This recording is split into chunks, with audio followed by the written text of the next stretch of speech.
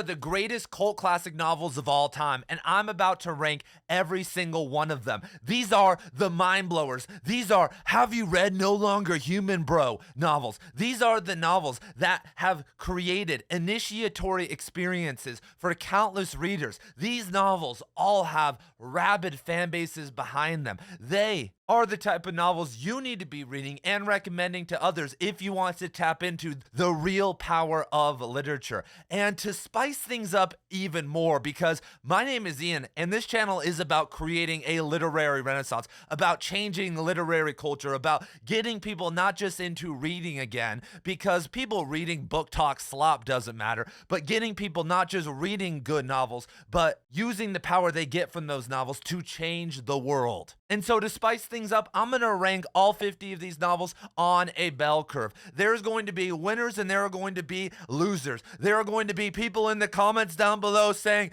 unsubscribed, how could you have that take? This novel changed my life. But I will walk through the fire with all of you guys today. And let's start off with a heavy hitter, a hot take. Let's do some David Lynch fire walking with me right now. And if you are supporting me on this mission, then why are you not subscribed? And if you are, you should leave a comment right now telling me your favorite cult classic novel. The novel that when you were younger, when you first got into reading, really rocked your world, really made you say, whoa, literature is wild. I want to continue going down this path. And so our first novel of the day, everyone, is Fear and Loathing in Las Vegas by Hunter S. Thompson. And I'm sorry, everyone, but this is going to get a low pity C, and it honestly probably deserves a D. And I love Hunter S. Thompson's aura. I mean, look at the note he left when right before he took the Smith & Wesson out back. No more games. No more bombs. No more walking. No more fun. No more swimming. 67. That is 17 years past 50. 17 more than I needed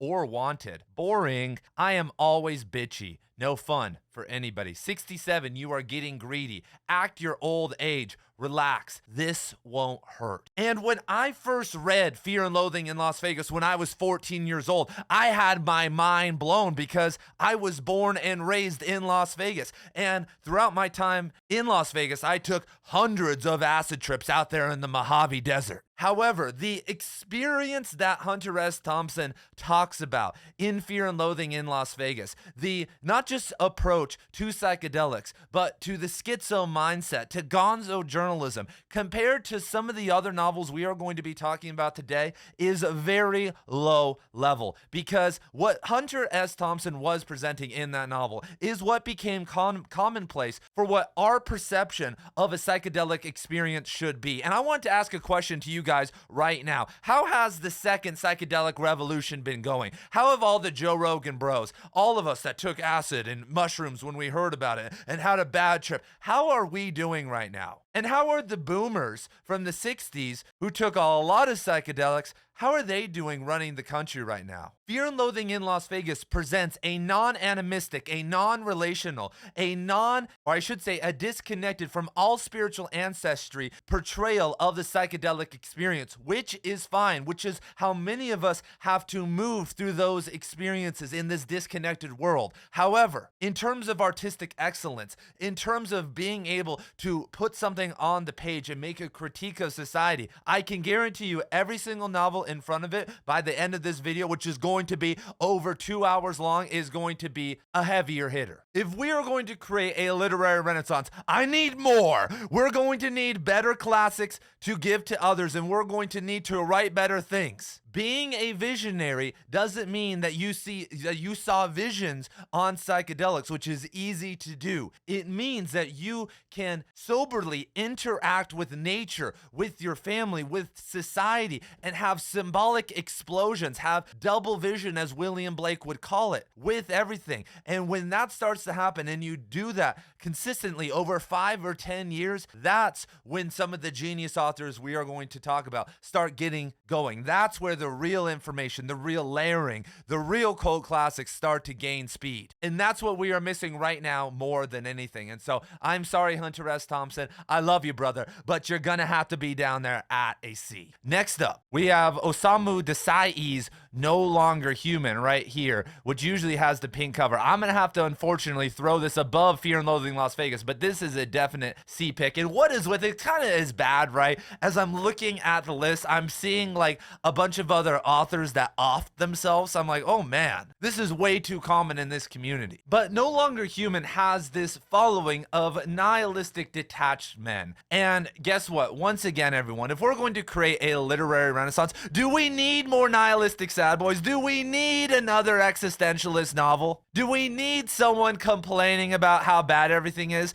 Wait, that's what we get on social media all the time. That's what we get when we talk to the dude at the party that wants to complain about everything, but that's doing nothing. And then when you talk about taking action, educating people, falling in love, creating a family, doing something for your community, rescuing animals, all excuses. Oh, yeah. There is a cult of capital L losers who, guess what, you guys? I was once a Logic Bro loser. I loved to wallow in it. I loved to shock jock and tell my girlfriends back in high school that God is dead and they're not going to heaven. All this crazy stuff. Tell everyone that they were just middle-class navel gazers, not trying to ascend or descend toward anything. I get it. And for those that don't know, No Longer Human is a catalog of notebooks left behind from this young kid named Oba from his early childhood to his later years. And it kind of reads like a notebook. It kind of reads like Tumblr posts or sometimes people on Substack when they're kind of just being self-deprecating. And that's what it reads like. So there's some execution there. And I'm sure back in the late 1940s, this was pretty transgressive. I mean, I know it was. I know what Japanese literature was coming out during that time. And I understand someone in that post-war era with this very nihilistic sentiment who was being honest and willing to say it, especially with the American kind of, or I should say the Americanization of Japan, that, yeah, this will work. And the novel focuses on this idea of acting, which can be somewhat valuable. I mean, this is what,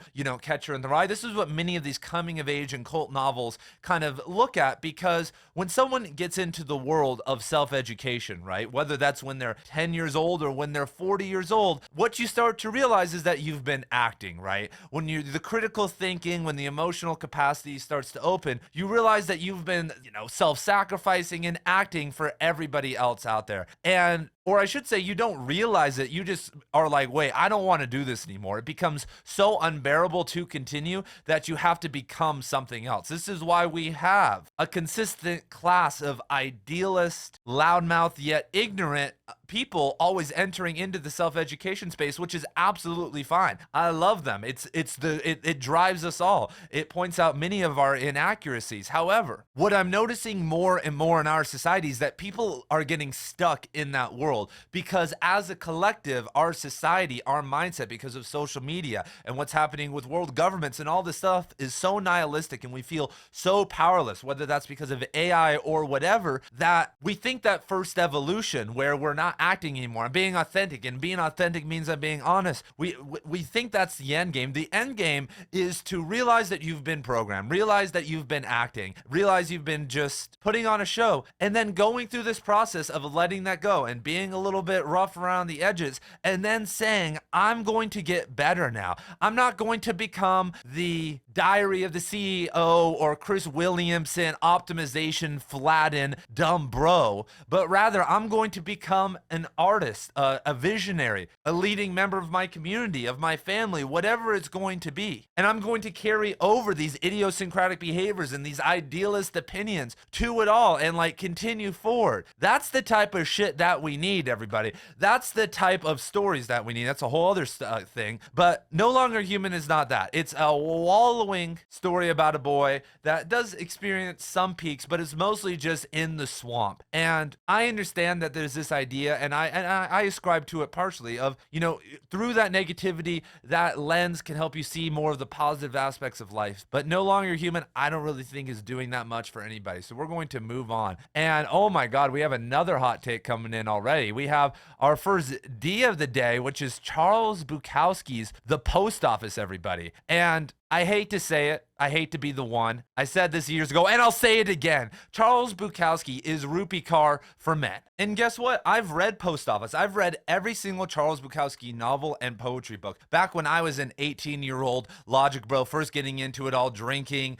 doing all of that, it was great. And I like that Bukowski is authentic and doesn't morally grandstand, but that's what Rupi Kaur does. She'll talk about the nasty, wild woman in me that needs to get out, which is just the inversion of there's a bluebird in my heart. That type of thinking is so low level, everyone, compared to what we are going to be talking about. And if you are a drinker, an alcoholic who is still wallowing in self-pity, or you are idolizing that at all, what the hell are you doing? There are plenty of alcoholic, self-pitying, weird novelists and poets out there who didn't need to hit that low-hanging fruit and wrote more transcendent or descendant types of works that can lead you to higher levels of revelation or into the depths of your soul in a much better way. And I'm not talking about just the typical, I'm a misunderstood dirtbag, I'm an artist. Like, okay, guys. And Post Office is a memoir, an autobiographical novel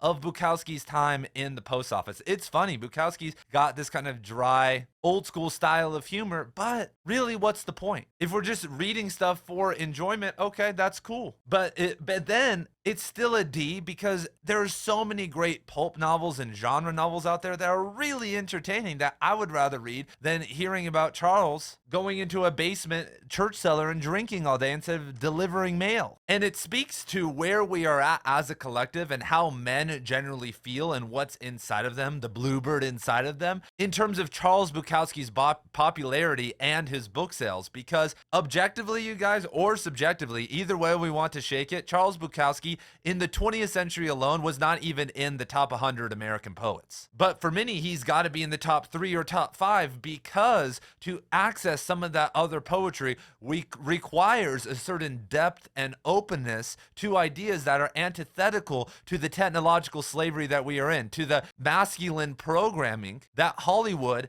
and global society, even all throughout time, has pushed onto us. Because really fast, where someone freaks out in the comment section, there is an evolution of masculinity that we got thrown off of when these huge nation states started to control us, during the world, starting with the world wars, and then it being eventually picked up by intelligence agencies and Hollywood, and then television, then technology. But just because Charles Bukowski's, Hunter S. Thompson, Ernest Hemingway's version of masculinity is more liberated and is more appealable to the eliminated version that we are dealing with now, doesn't mean that there isn't a pathway to something much, much better. But to get there requires us as a collective to tap into, and reading is a huge part of this, into the psychology of masculinity's possible evolution. There's a word salad for you. And to do that, to hit you with another word salad, because we're here on Right Conscious, we have to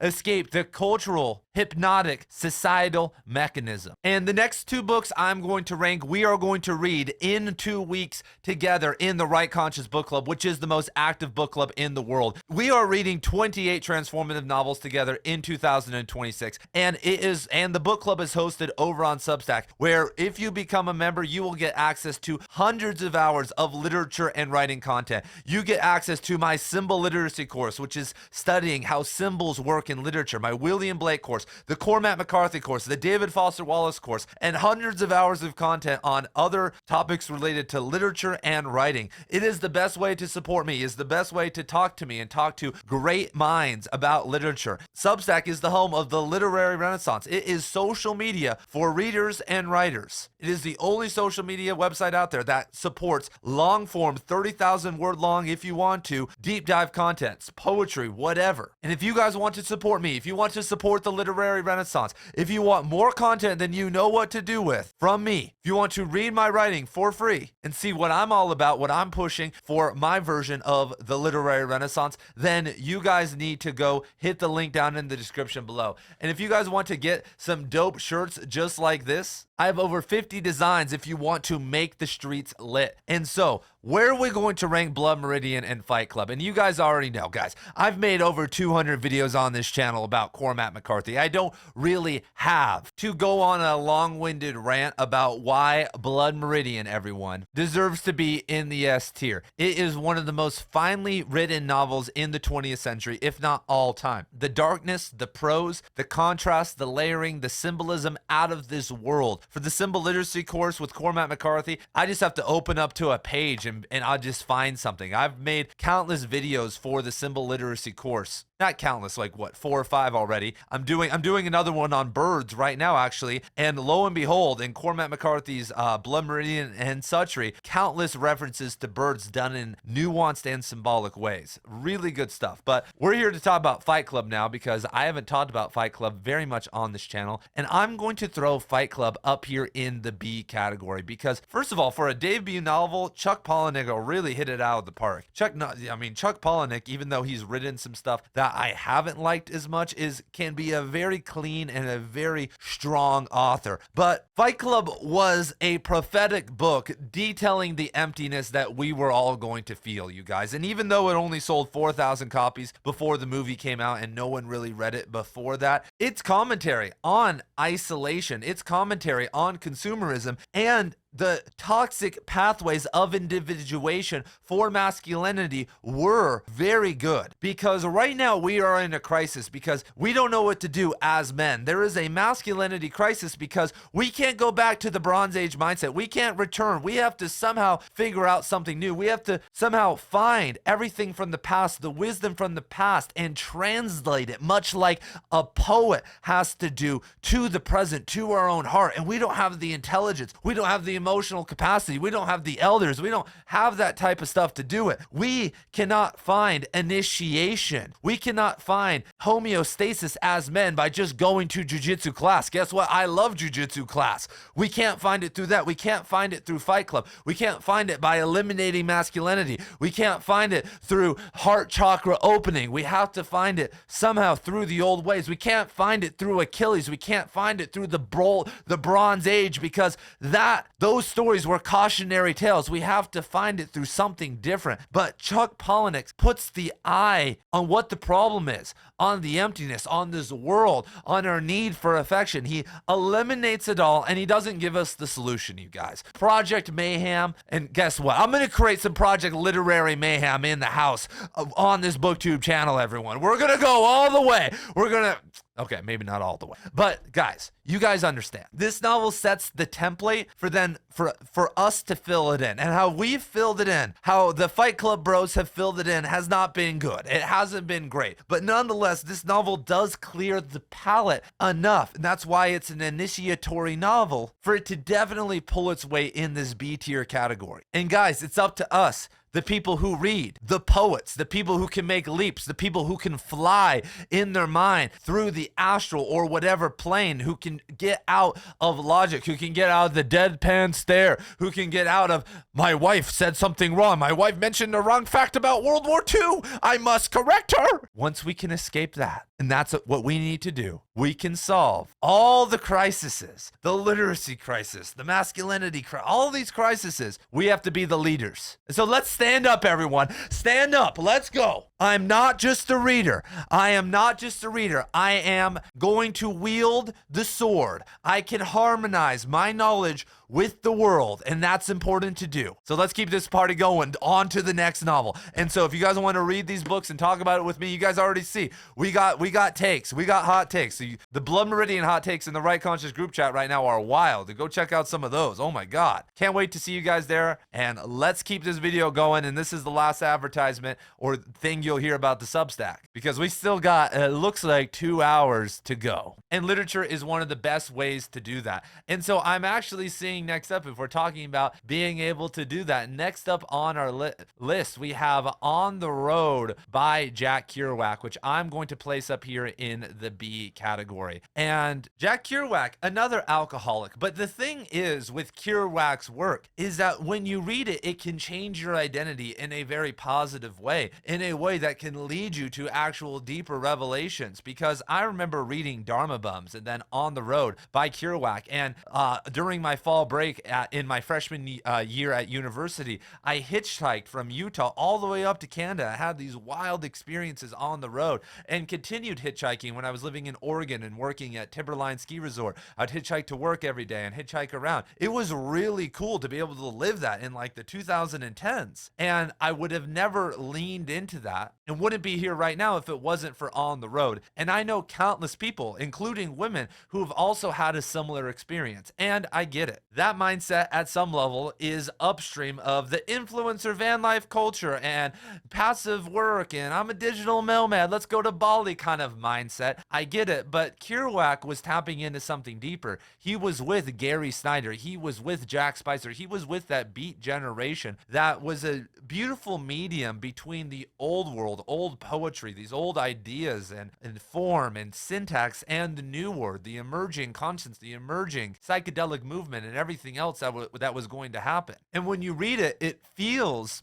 when you read Kerouac or any of those guys, like, wow, this is what my life could have been without technological slavery. This is what my life could have been like before the television, right? These dudes were raised without the television, but had cars, had access to go to places like Big Sur, and it not to be a tourist spot. They had access to go to all the places that would be run over by tourists right now, and maybe show up and be the only person camping there that night. You know, have these beautiful experiences, have access to weed and some of these early psychedelics, but not have the CIA involved in everything and passively programming them. And so the beat movement in its best moments feels like that. But On the Road and Jack Kerouac in general, I think, struggles, stylistically. And I get that it's part of the notion, right? That On the Road, but in Dharma Bums, it doesn't need to be a maximalist, hardcore exposition on the cockroach on the wall. However, I think that Kerouac, compared to his friends, William S. Burroughs, Allen Ginsberg, Jack Spicer, Gary Snyder, was the lazy one. I feel like he definitely, in terms of studying and trying as a writer, at least from what I could tell, was the least ambitious. And for him, it works out great, but we'll be talking about William S. Burroughs later, and spoiler alert, he's going to be given a higher ranking than On the Road. And so next up we have Do Androids Dream of Electric Sheep by Philip K. Dick. And in general, I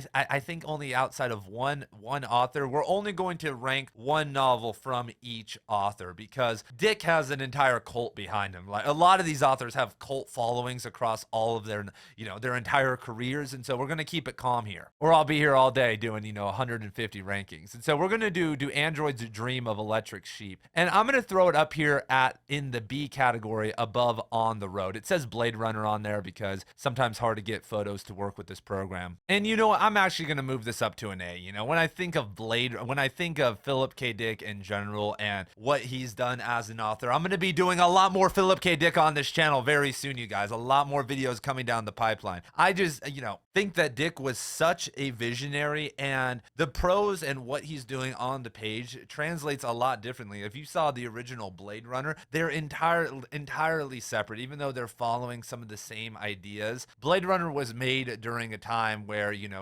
David Lynch's Dune was coming out, the early Star Wars. And when you actually read Dick and start to see what he can do, especially in Do Androids Dream of Electric Sheep, and especially the Valis series and some of his other more obscure works, you're like, whoa, this dude's really good. And when he's good, he's excellent, because Dick was a volume writer. There are people like Cormac McCarthy or Thomas Pynchon that released 12 novels across their entire lifetime, and release almost nothing else. And there are countless authors like that. But then there's another type of author, the Hunter S. Thompsons, the Yukio Mishimas, the Charles Bukowskis, the Philip K. Dicks, that compile dozens and dozens of books over the course of just a couple decades. And a lot of them are really good. And sometimes it can be a little fluffy or a little meh. And you could say with some of the best ones, like, damn, what if they spent another 5 years years revising this. However, it's really more of a consistent practice of some books are just going to be duds and some books are just going to be perfect because they were just in this flow state and had the perfect idea. And if we're talking about fandoms and cults to follow,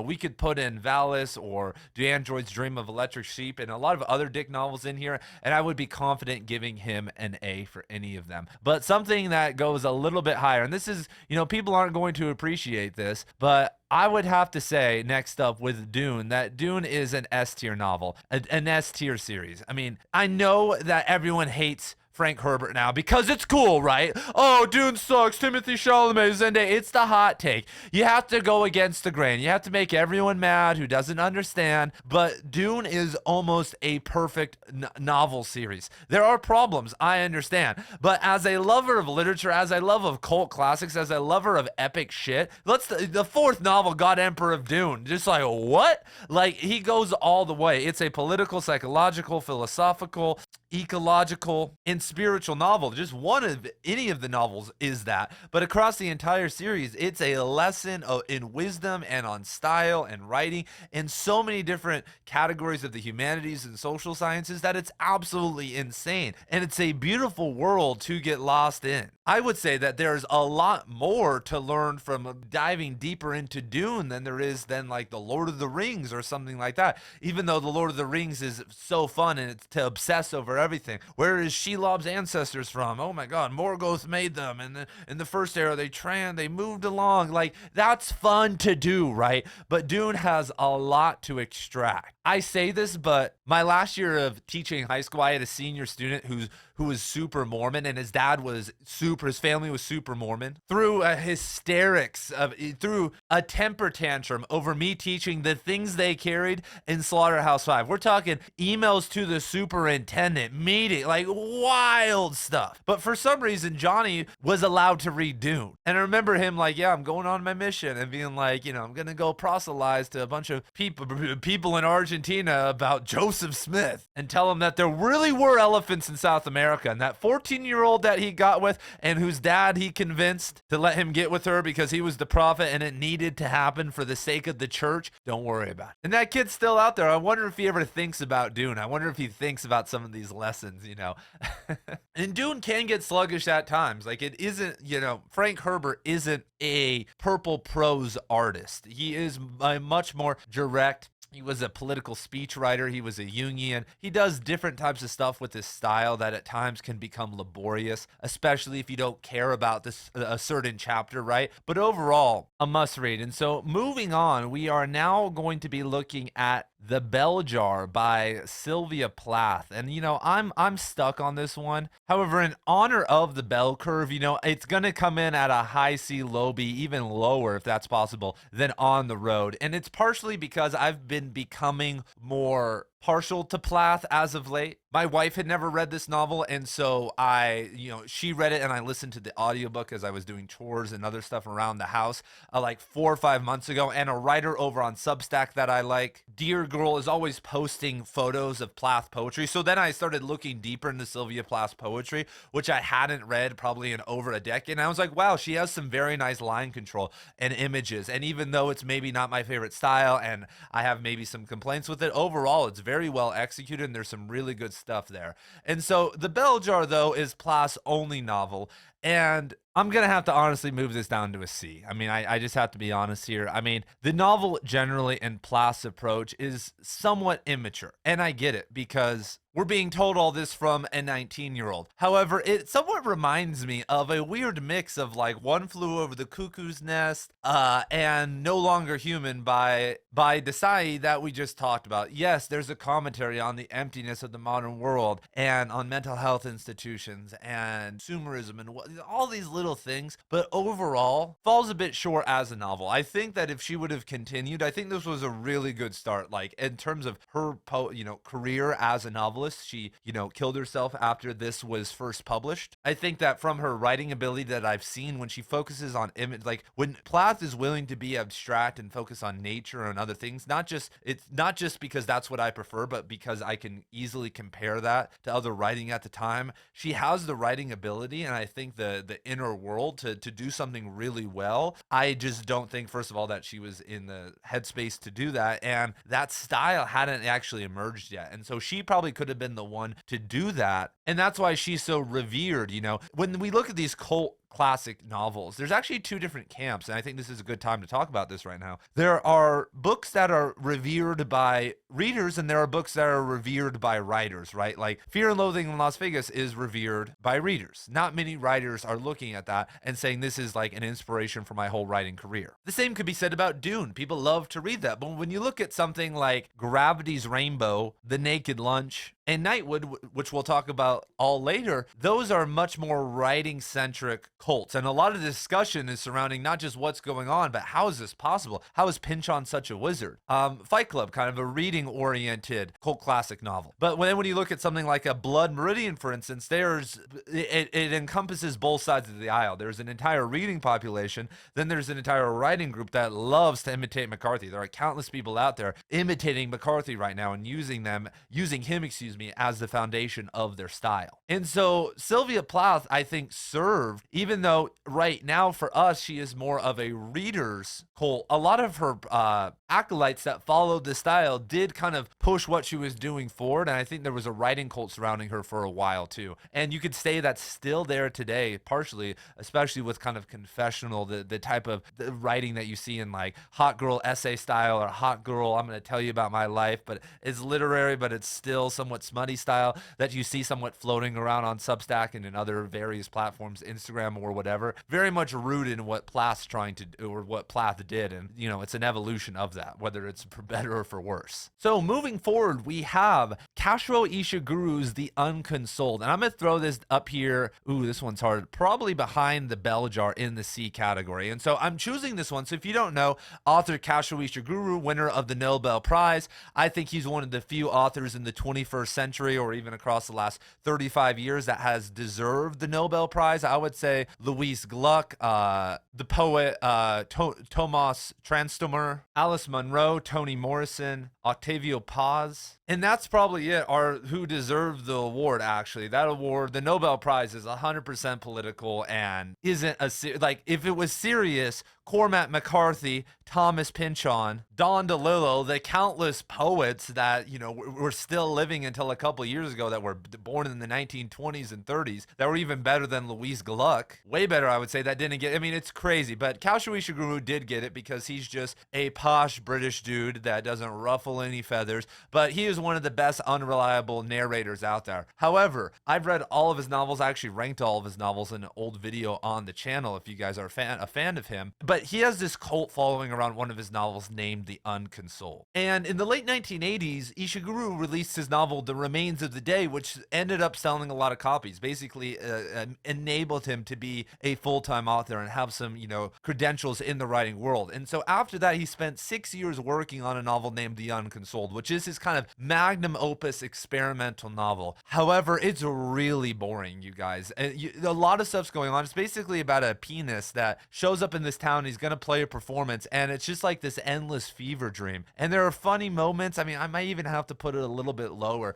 but in the Ishiguro fan space, in the Ishiguro world, there's a lot of people that like him. If we want to talk about kind of the cult following of Ishiguro, he is one of the actual champions of the MFA world. When we talk about, well, who actually got an MFA, it's a video I just made, and did something with it and would tell others also go get one. This wasn't useless or didn't artistically traumatize me. But I have a friend on Substack. I don't know if she would want to be named because she was talking about her friend group, but she tells me she's from Britain, that all of her friends who are writers and academics, they all just care about credentials. They just all care about who's been published where and did they get an MFA. And if you don't have an MFA, then you're not worth anything, because if you can't get into the program, you must not be that good of a writer anyway. And so there's some British European stuff that I don't know that's going on, but I've felt it online. I've made videos, talking about Ishiguro's works and given this opinion before that is really a C, if not a D novel, and people lose it. But I mean, I would recommend it last out of all of his novels. Still, it's very good. Ishiguro is always on point, and that's why I'm going to throw it here at the C. But for his fan base, that's what they'll tell you. Oh,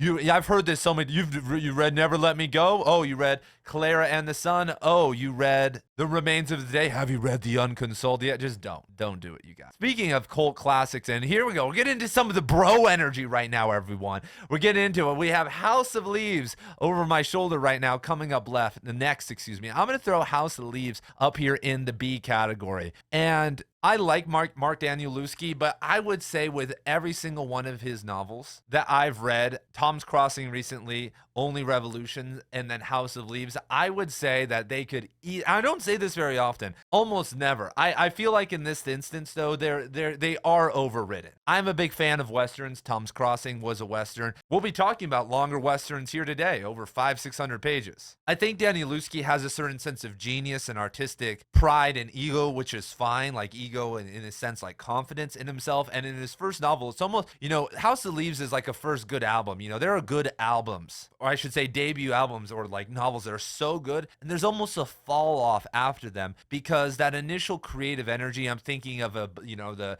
Ross Shark text. I don't even know the guy's name that wrote that. He never wrote really anything good after that, in my opinion. Countless other authors that are just people who are creative or have had a weird life and have compiled all of this stuff and sit and work on something for 5 or 6 years and just put everything into it, and then don't have the skill or the whatever it is to be able to replicate that. But I'm feeling a little bit harsh here, actually. If we're just talking about House of Leaves, though, I feel like I'm going to put House of Leaves up here at an A, though. I feel like it definitely deserves it. I know B is looking a little bit low right now, and for a bell curve, B should have the most of everything. But House of Leaves, if you haven't read it, is an experimental novel that's almost very hard to explain in a short blip of time. But it's about a house that's larger on the inside than the outside, and it uses a multifaceted approach. I feel like by taking out this book, like it's like Interstellar, like, Cooper, are you back there? Give us the answers, Cooper, for the literary renaissance. For the love of God, someone knock on this bookshelf and give me the answers to get people reading again, everyone.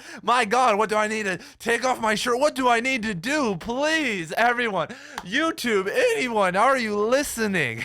But when you look at the novel, and this is due for a reread. I've actually only read my sister's version. This is my version, but as you're seeing, I just opened up to a blank page. It uses a lot of typographical type of, as you're seeing, experimentation to tell this story of a house that's multifaceted across 3 different levels in 3 different perspectives. And so I would definitely check out House of Leaves if you haven't yet, especially if you're into postmodernist literature. I have a top 10 video, top 10 postmodernist novels that everyone should go check out and see if it's aligned with you. I explain House of Leaves in that video, and I'm trying to think of one more at more length, but I will continue ranking because we have 40 novels to go. Next up, we have The Secret History by Donna Tartt, which I'm unfortunately going to have to put here I'll put it up in the high C category. And this is a huge book talk book.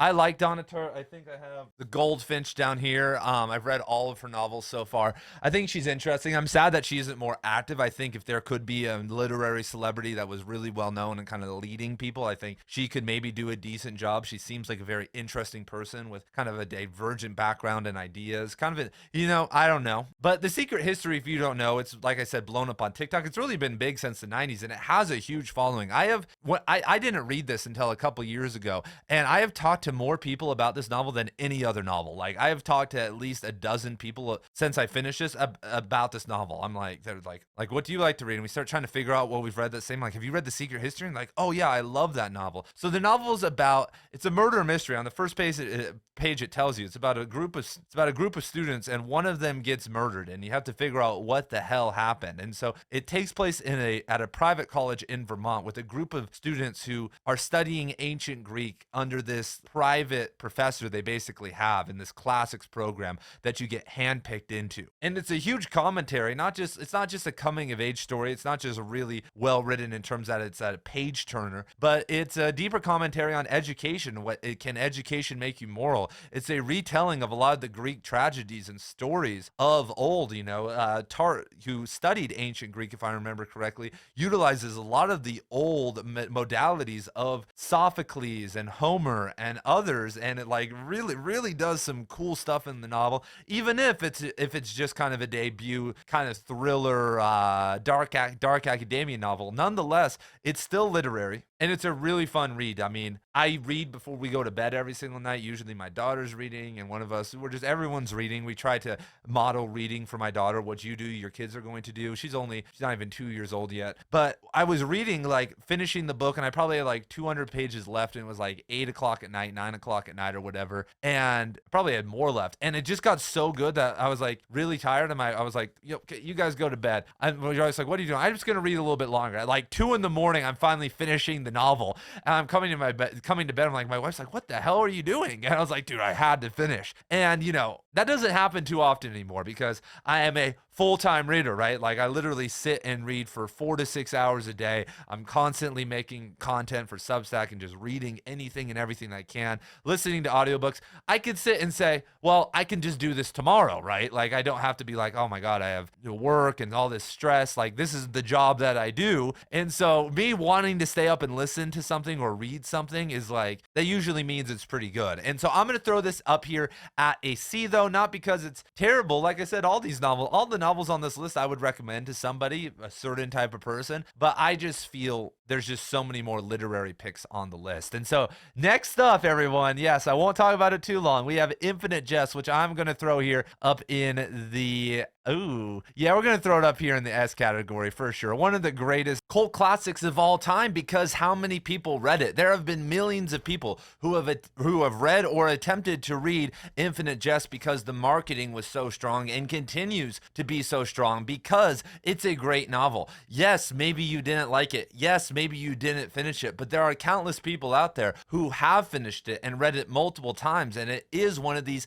initiation novels into the world of literature. When I first read it at 19, it blew my mind. It brought to light many of my addiction to weed or just the need to smoke weed every single day, my addiction to entertainment, which everybody now has, my family issues, so many different things were brought to light in such detail, in such a bizarre way that I was like, oh my God, this is great. And I've now read the book at least 4 or 5 more times, and there's still things that I am discovering, questions that are being answered. I'm still being entertained and educated while reading the novel, and that really sets the bar high for it as a cult classic novel. And so if you don't know, I mean, I have, like I said, countless videos on Infinite Jest. I have over 100 videos on Wallace on this channel that you can go and check out. But Infinite Jest, no need to defend it. Any postmodernist novel that is complex, that has wild sections in it, hundreds of pages of endnotes, if that is able to capture people, and not just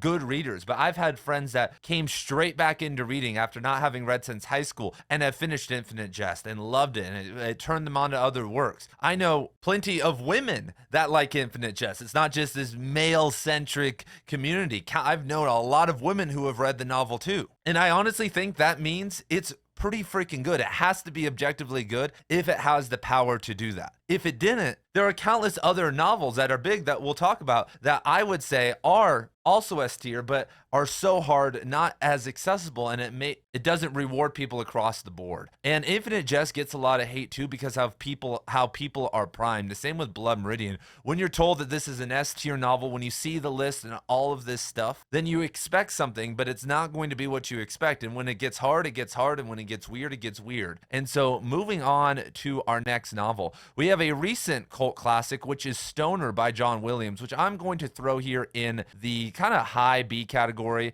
above On the Road. I would say that Stoner is a good novel that has some really good messaging in it. It talks about what many of us are going through with just kind of focusing on the work, canceling out the noise of, maybe a negative spouse, a negative life, living in poverty, living in a country that maybe isn't as economically developed, just kind of putting in the monotonous work and finding peace in something else, not letting that ruin your life. It's also a metafictional novel for readers because it's about literature. It's about what literature can do for you and pursuing literature. And many of us, if you don't have a spouse or a friend group that cares about this stuff, you feel like a hermit, right? We're just hermits out here, everyone. We have Octavia Butler's Parable of the Sower, which I'm going to put here at a low B. One of the reasons I like this novel is that it pisses the lit bros off. It subverts expectations. The novel starts in a very fun way, in a very dark way. It's a dystopian novel set in California where lawlessness has kind of taken over and where suburban neighborhoods are putting up walls and having to protect themselves because the government has retreated. The government has built these centers where you could be safe, but to be safe, you have to live in these little pods and work all the time. Out in the streets, though, pyromaniacs and gangsters and these crazy groups are starting, take over these neighborhoods. And if you think of LA with all of these neighborhoods. And so it starts with the narrator who is a young woman, a teenager, and she's telling her family, look, there are neighborhoods that have the defenses of ours that have been taken over. We need to do more. We need guns. We need a big watch going on. We need everything that we can get. And of course, no one listens to her. And the novel eventually makes a transition. Things don't go well. And a lot of people have problems with the second half of the novel because it becomes uncomfortable. Because most people are uncomfortable with spirituality. Because the narrator, Lauren, starts to try and form a spiritual community. She starts trying to educate people and awaken people and do all of these different things. And that's too cliche for people. People want more violence. People want more problems. People want a nihilistic ending. People want all these different things going on. And Butler, in this novel and in her next novel, the sequel to this, Parable of the Talents, and a lot of her novels, isn't a utopian author. There's a lot of sadness, a lot of disconnection, a lot of problems that are created by the novel. And so I like how it bends genres. I like how it doesn't necessarily fall into the dystopian tropes. I like how it's an educated series. And the hardest part of being a dad, you guys, is not the sleep, it's not the taking care of the child or playing, the stress, none of that. That stuff's hard. The hardest part is now I'm doing stuff with dads multiple times a week, and even just randomly. I'm at the coffee shop or at the playground and suddenly I'm talking to another dad. And I don't need to talk about literature. I don't need to sit down and talk about Blicero and Gravity's Rainbow or the tenets of John William Stoner. But I also can't talk about a TV show, of substance, a movie of substance, can't talk about really anything of substance. And so suddenly we're talking about the weather, what it was like around here a couple of years ago, where you're from, some political take that's just the party line. And that's fine. But suddenly when you're doing with the same people multiple hours a week, and this is going to be my reality. For years, I'm like, oh my God, this is the stoner moment. But when I look at the list that's a bit higher, it doesn't have that oomph, that complexity to push it a bit higher. And so next on our list, how in the sequel it pushes back against Christian nationalism, because we are so triggered and so weak because we've been battered by constant cultural wars in politics that we can't talk about that as an aggregate, we are still stuck at a level of morality that is not enough. And that is too low for even just interpersonal situations. And my God, if something went wrong and the government collapsed and there was a power vacuum and gangs and groups started to rule, what that would look like. And it's not just rural Christians, but it's people everywhere. It's people in the hood. It's people in suburbia. Guys, I mean, the novel touches on this too, how normal kids from suburbia get roped into these groups of gangsters and are doing these crazy things. But because we are so dumb, when the Daily Wire says, oh, The Handmaid's Tale is terrible, Margaret Atwood is pushing this vision that's unrealistic, or Octavia Butler's doing the same thing, Christianity is not the problem. It's like, dude, this such a dumb take. This is a fiction novel. They are talking about how the worst of those groups are the ones that have power, have the guns. They are the ones that are ready. They are the ones willing to do anything because they have no morality, and they still haven't been weeded out of our society. We still haven't put enough collective pressure. We haven't done a good enough job of creating a utopia with all of this crazy information and money that those people would feel dumb for staying where they are at, because they're looking at us who are fat and unhealthy and addicted to pornography and all this stuff, and like, of course we don't want to join you guys. You guys guys are slaves to technology. We'll stay in this rudimentary way of thinking because it's safer. The male dominating the female is how it's always been. It's safer. Don't worry. And look how we're doing. We have our Mennonite compound with a grocery store and a hairstyle. Like, it's like, okay, I got the trap house. Guys, the Mennonite grocery store and the trap house are the same thing. Just like Mick Jagger and the Pentagon are the same thing. I'll let all the logic bros lose their mind about that one. We have to call out everybody. What being an educated person means is not being wrapped into these flattened discourses. It means that you are able to not only call stuff out, it's easy to call stuff out and maybe see those connections, but then hop into that bodhisattvic position and start doing something about it. And I'm here to support you. I'm here to guide you, to motivate you, to do literary renaissance. Say it. When in doubt, literary renaissance. It's a mantra, everyone. It's become more. It's not a movement. It's not my brand. It's a goddamn mantra. Renaissance, literary renaissance. That's what we're doing. You are well read. There are other things that other people can do and other things that will complete the whole picture of a renaissance. But you can do something right now, and you can figure that out over the next 3 or 5 years. And so it doesn't need to happen today, but we have to do something, because I'm not trying to live or I don't want my kids to live in some parable of the sower ass world. And so moving on, everybody, it's going in the B category. And speaking of the streets, speaking of the trap house, we have a Last Exit to Brooklyn coming up next. Great novel, which I'm going to place, I'm feeling like this is going to be probably a low A, but I'll probably put it up here at a high B. Yeah, it's going to probably need to be in a high B. And so Last Exit to Brooklyn is basically a group of interconnected stories about Brooklyn. And if you haven't, I haven't talked about this one before because I read it a long time ago. I went through it, speaking of Octavia Butler, the one thing that university did do for me, and this is my recommendation, is that what you are going to read in your university classes that's not what you're paying for. You should be paying for access to your professors. And so I had a professor, Erica Vital Lazar, that's how you say her name, and she showed me Octavia Butler, she showed me David Mitchell, she showed me countless authors, because I took her for a couple semesters, then I did my capstone project independent study with her. And so I probably read 50 novels she recommended, and they were all stuff, if I looked at my trajectory that I was going to go on as a reader, I would have never touched, but that were all really good and really opened my eyes. Like when I hear people talking about like I just said about, oh, Margaret Atwood's not good, Octavia Butler, there's a bunch of liberals, Toni Morrison, just the return to classic hot takes. I'm like, I don't think you guys ever read this, and if you did, you were primed to read this in a certain way. And I was glad that I just stumbled across a lot of this literature, and because I was like Reddit and Goodreads suck, I would just read it. And some of them sucked that, she showed me, but a lot of the time I just learned about all these different authors and was like, wow, and got to interpret it in my own heart myself. As now, and this video is doing this partially, they're skewing, I may throw something in the D category that could be transformative to you. But let's be honest here, if Post Office and the other stuff I'm putting in there is going to be the initiation for you as an adult, unless you're in high school reading this, then come on, everybody, let's get it together, everybody. Go do something, anything, my God.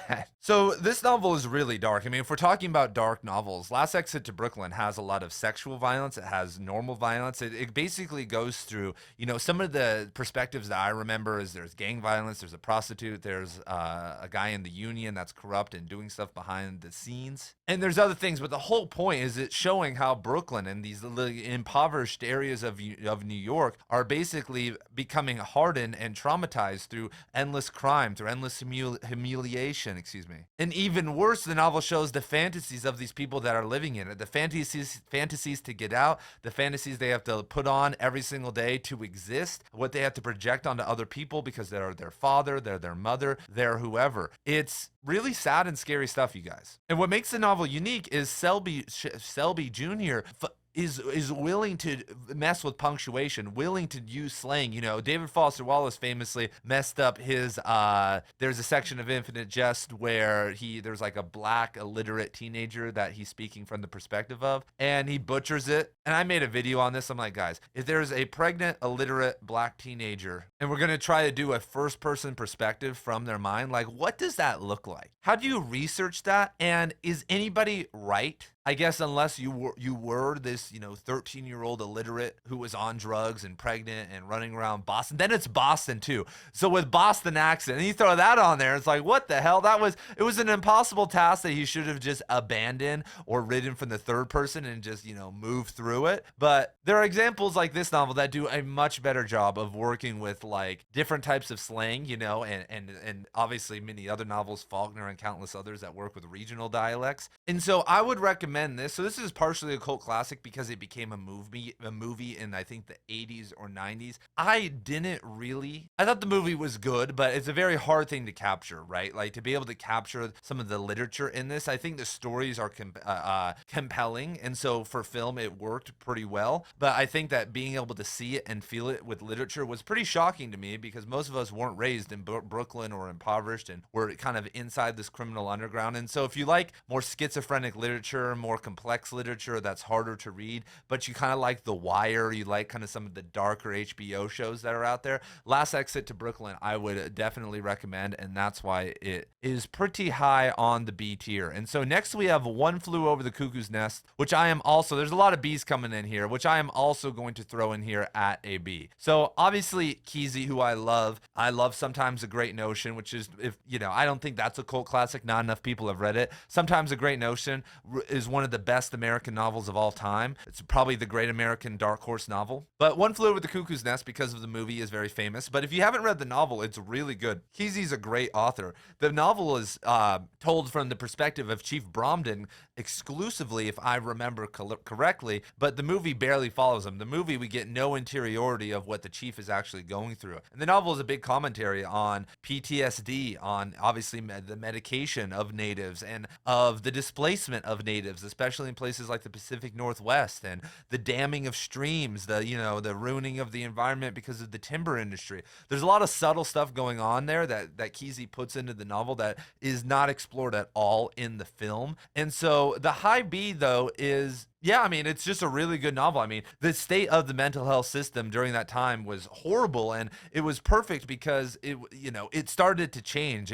Who was it, Jimmy Carter or Ronald Reagan, that let them all out and changed the system, and which that was the upstream effect of why we now have a homeless crisis. That it's actually hard to institutionalize people, and when we have a massive demand, if not tens of billions, if not hundreds of billions of dollar demand for narcotic drugs in our country from functioning addicts who live in houses or apartments or whatever, of course that's going to flow downstream to people who can't handle it and become addicted and go on the streets, and we will never be able to house them all. And we're like, don't get me going on the housing crisis and the homeless crisis, but one of the wild things I learned is that if this was going on in the past, we would have institutionalized these people.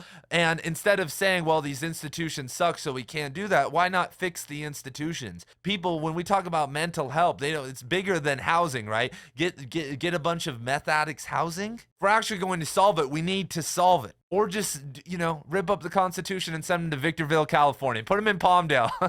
Like, I don't know. But, it's interesting. Like I said, I'm not an expert. I don't, homelessness is wild. However, if you look at the history of mental institutions from like Bethlehem Royal Hospital in England and the crazy stuff going on there, all the way up to, the 1960s before everything ended, wild journey. And Kesey being able to capture that with his rebellious spirit, with the LSD kind of prankster ideology, and him just being a very talented author in this kind of post-beat, kind of late beat time, is really, really good. And I think I need to talk more about this novel. I did a 20-page paper on it at one point, just talking about the trauma and stuff. And so I really like the novel, and so everyone should check that one out. Next on the list, we have The Crying Lot of 49 by Thomas Pynchon. And I'm going to throw this one up here in the low A category. So this has become a cult classic because it's the easy Pynchon. It's the fun one to start with. It's only 150 pages. It's easier to give someone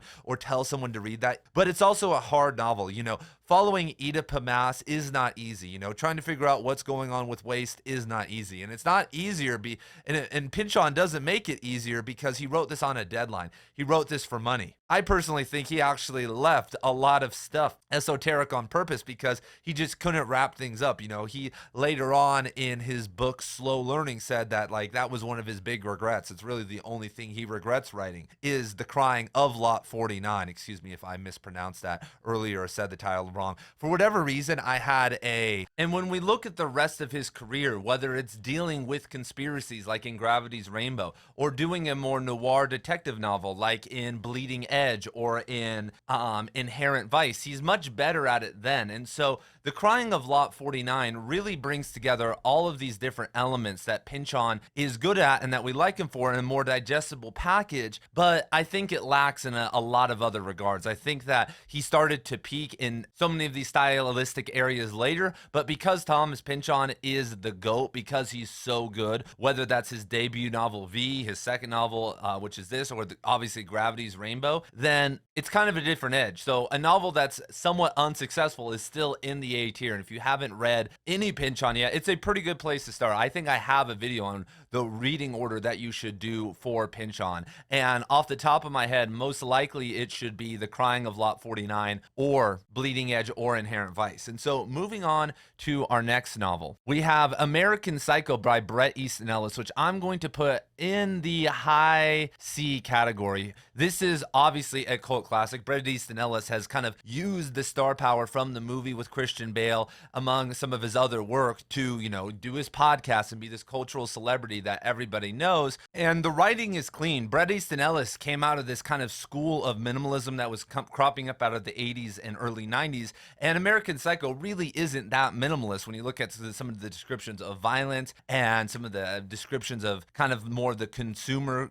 critiques that are within the novel. It's not minimal. However, at times it is. At times some of the interiority and some of the other stuff blends very well with what we could maybe call his aesthetic nihilism. But maybe, as you guys have heard me talk about before, aesthetic and nihilism isn't that appealing to me. If we're ranking novels, do we rank it on objective style and competency? What does that mean? Trying to do rankings like that or I should say, remind me of Dead Poet Society when, Robin Williams is up there and they're talking about the Pritchard scale, right? About how to judge poetry. Recently, some guy, a poetry critic on Substack, was talking about that. I've read a book on the 4 things that make a poem. And you read this guy's reviews and it's laughable because you're like, dude, you don't really understand what real poetry is because you're not living it. There is a new conception of poetry that isn't definable because free verse, the world that we are in, it's ecstatic, it's leaping, and it requires the person to be able to do that too, unless you're the genetic Emily Dickinson anomaly. You have to be able to soar, you have to be able to fly, and the standard is now higher, and the traps are now bigger for you to fall in, whether it's just bland religious following, being addicted to whatever substance or pornography, all these different traps that you can fall in that flatten you and don't allow you to fly, that don't allow you to be a visionary. We normally see when we're walking around 20 images a minute or something. I've been researching birds for the Substack. I'm doing a birds in literature video on Substack talking about how the greatest authors in the world, utilize birds and birds in mythology, all this really cool stuff. And I heard that we usually see 20 images a minute walking around. Think about it. You walk around, maybe you see 20 different things, but a bird is seeing hundreds, if not more, every single minute when they are flying in the sky. It's insane. And if you think about how much that accumulates over time, it's wild, their amount of vision. And so when I think of nihilism, when I think of Bret Easton Ellis, when I think of this kind of flat writing and these critiques about the emptiness of society and all this stuff, it doesn't fly.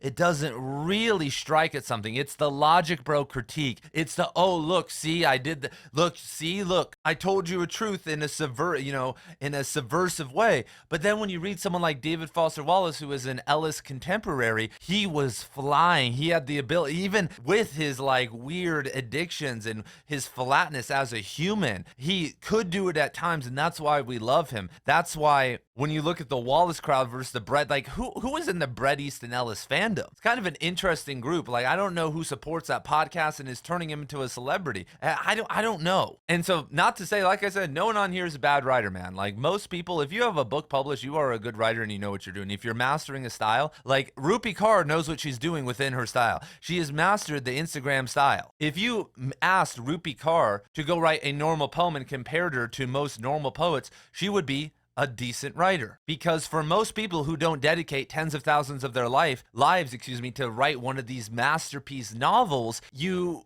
reach a certain baseline where you're good enough to communicate information. You get that 80-20 principle, and the 20% that's left, which are the fine details, the layering, the unconscious stuff, the stuff that really puts things over the edge, that's the stuff that takes 80% of the time. However, to just reach the level of a good writer, it isn't that hard. All of us, no matter what talent level you are at, can write something that's good, that can resonate with someone. You can communicate a message or through poetry or something to somebody. It's not the hardest thing in the world. So all these authors are not just good, but great authors. But when we have the bar of all the novels ever written all throughout time and the potential of what we can do now, we're obviously searching for something more. And so in the C category for me, but I still like Bret Easton.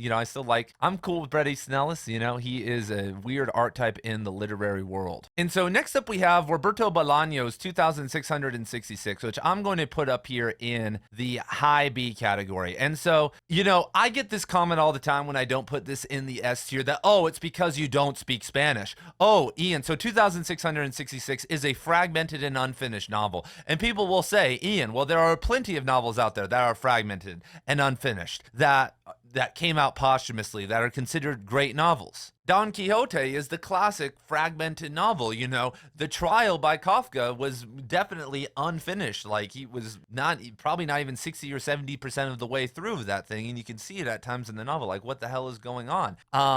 Confederacy of the Dunces, which we're going to talk about. The Master and the Margarita, which we'll talk about. There are these unfinished posthumous releases. However, just looking at the novel, so there's, if I remember correctly, 5 different parts. And 4 or 5 different parts, and each part is kind of a separate story. And Bolaño originally thought that he was going to release them as separate novels, and that, with a loose interconnection that are all somewhat compelling to read and are all interesting, but the threads don't necessarily connect. And the threads that you do have to connect are done on a very high up level of interpretation, which is really fun. But when I look at, Roberto Bolaño on a stylistic level is not goated. And I understand I am reading him in translation, but I have spoken to people who speak Spanish, and I speak decent enough Spanish that at some point I'm going to just have to get that level higher and higher, probably just a couple, hundreds of hours of study away and practice to get it to the level where I can read it and be like, okay, is it really there? But when I look at Bolaño's poetry, which has been translated by people who I know are a good translator, at times it can leap, at times it can be good, but in general, the Savage Detectives 2066 are experimental. The framings are really cool,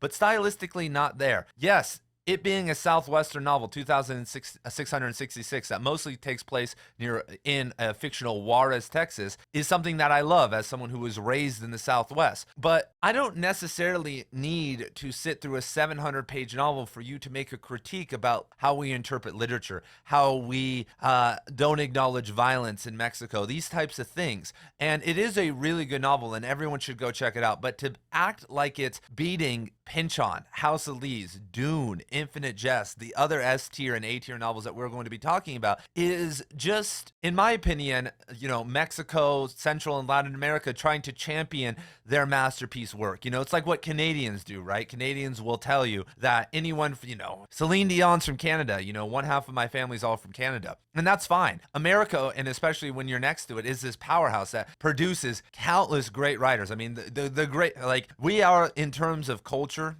across the 20th century and probably the 21st century too, the definite powerhouse in terms of art. If you want to put us against all of Europe, maybe, but against any singular European country, we'll squash them. When it comes to literature, we'll squash any other country because we're huge. We have all the money. We have so much more people, all the power, all of this stuff. And maybe that will change in the future. I don't know. But in my opinion, I think the elevation of 2,666 to an S tier is a little bit of that, and maybe a little bit of snootery. Like, oh, like I've read it twice. Like I get it's really good, and there are moments where it could have been great. It definitely could have been an S tier novel, and I get the gimmick, but and I think there's character worship too. I guess I have my own biases. That's why Cormac and David Foster Wallace are going to be in the S tier, everyone. And Bolaño has this resonant kind of aura effect on Reddit and in general, because he was this kind of scumbag, life on the road artist that wanted to do whatever, just sacrifice it all, had bad teeth, drinking, smoking, crashing poetry readings and yelling at people. The stories are great. That's why I fell in love with Roberto Bolaño when I was like 20 years old and started reading all this. I was like, what did he do? The Infrarealists? I think all that contributes to the elevation of the work, but I could be wrong. And tell me if I'm wrong right now. So next on the list, we have Slaughterhouse-Five, which is going to come in the low B category. When it comes to postmodernist kind of experimental World War II fiction, this is obviously a classic. So many of us had to read this in school, and I've had to read this book multiple times as a teacher in multiple classes. I don't even know, 5 or 10 times. I've examined the novel pretty closely, and it's perfect for what it is. It can't go harder, and if it did, it could maybe go higher, but Vonnegut never does that. When you look at Breakfast of Champions or other Vonnegut novels, I think out of choice, maybe not out of a lack of skill, doesn't fall into this more maximalist, more complex, or more visionary mode, right? And that's fine. And like I said, if I wrote a novel that made my own C tier, you guys, I'd be happy. I'd be like, praise the Lord, like Jesus Christ. But the general pat style of Slaughterhouse-Five with, and I get it, so it goes. But outside of that, just the describing of Billy Pilgrim's life, it's somewhat flat. It's in the more Hemingway tradition with moments of interiority, the leaping, the aliens. It's all really good. But in general, it doesn't necessarily extend to deeper levels of revelation or thought. But it is a beautiful form of initiation. Like I said, all these novels at one point in my life, that I'm looking at them, outside of The Bell Jar, The Unconsoled and No Longer Human, and I guess The Secret History, because I'm just kind of a little too old for that, served as an initiation for me, and I know countless others. And I think, The Bell Jar and those served people in a different way. And Slaughterhouse-Five, when I was 13 years old and I read it, was mind-blowing. I couldn't believe it. And it was perfect for me because it was simple enough for me to get into and follow. But the jumps, it was amazing. When you're at some point, you're old enough to understand about aliens and these things, and it's usually 12, 13, 14, 15 years old. In late middle school, high school, you start to get these things, and when you can see art kind of interpreting it and working around it, it's amazing, and it's awesome, and it adds layers and context to it all that, later on, I think when we have to confront the alien documents and ancient aliens, everyone freaking out about the Anunnaki and this and that, and all these conspiracies, that being able to actually ground ourselves in literature is a beautiful thing, because it's not as real. When you read Gravity's Rainbow or some of these things, it takes an entire different look at it that's not as literal, because conspiracies require jumps. There's holes in every conspiracy. Even if they're true, even if like JFK, there's all these different things that we don't know, and the ones that are even more 50-50 or 20% maybe true, that you have to make these jumps, and they're artistic jumps, and having someone be able to fill those in, not just with facts, like this is what I think happened, but with characters, and these things can be a very beautiful thing and can actually help you conceptualize how conspiracies work better. And it's why I think that people who I've known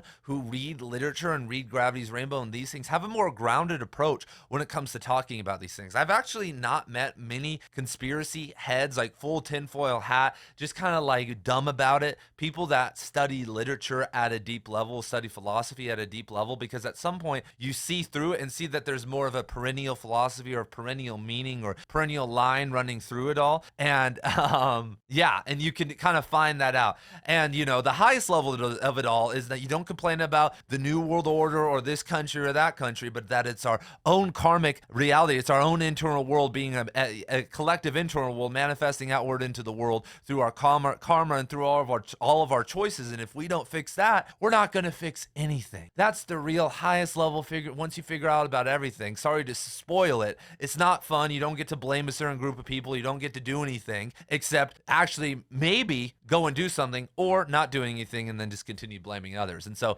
shout out Slaughterhouse-Five, man. Love that book. Shout out to all to the parents that forced me to stop reading it with my class. Shout out to Kurt Vonnegut. Continuing on, we have Catcher in the Rye, which this is going to be our second D novel of the day. I don't know what happened to the post office. At some point in this ranking, the post office disappeared from my screen, and so I will try to find that again at some point. And there we go, post office. I'm gonna put, I don't know, this is a bit of a hard one. We put the Catcher in the Rye before out. I think we'll put post office in front of Catcher in the Rye. So guys, I get J.D. Salinger's style. I get the initiation. I get the idea of the phony. I get the idea of the reverse awakening that can happen through realizing that's not the right lifestyle and becoming mature. However, compared to all the other revelations we've talked about on the list so far, and if we're talking about this being on a bell curve, are the revelations that you can get in The Catcher in the Rye stronger than American Psycho, of the bell jar, of the unconsoled, even the post office? And the answer is no.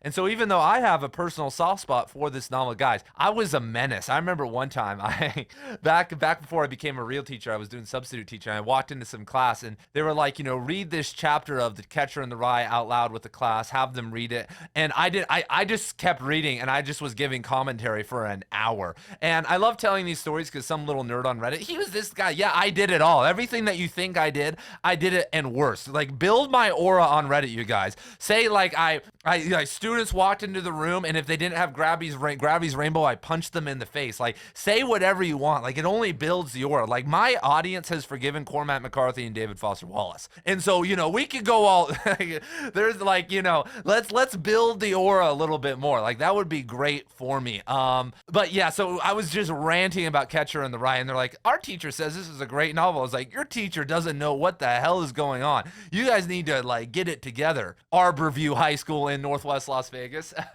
And the Blake faces, the snootiness, the Logic Bros. There was some Logic Bro chick just going crazy on me. I was like, you haven't even finished the book. You don't get to have an opinion right now. Sure, we're here to listen. I can't stop you, but trust me. Funny enough, I'm sure now that, if she's continued to read and go down the pipeline, that's most average for her. She's like reading Fourth Wing or something like that, and it's probably like, oh my God, Catcher in the Rye, that's. But anyway, moving forward, yeah, Catcher in the Rye in terms of revelation, not there. Next novel on the list is Catch-22, which we can maybe throw even down here. I mean, Catch-22 has a cult following, you guys. I remember a guy carried a book around my freshman year at university. He carried around Catch-22, and like was being all like smug about it, like, this is what I'm doing. And yeah, Catch-22, once again, the revelations aren't there. Fun World War II novel, but not doing it for me.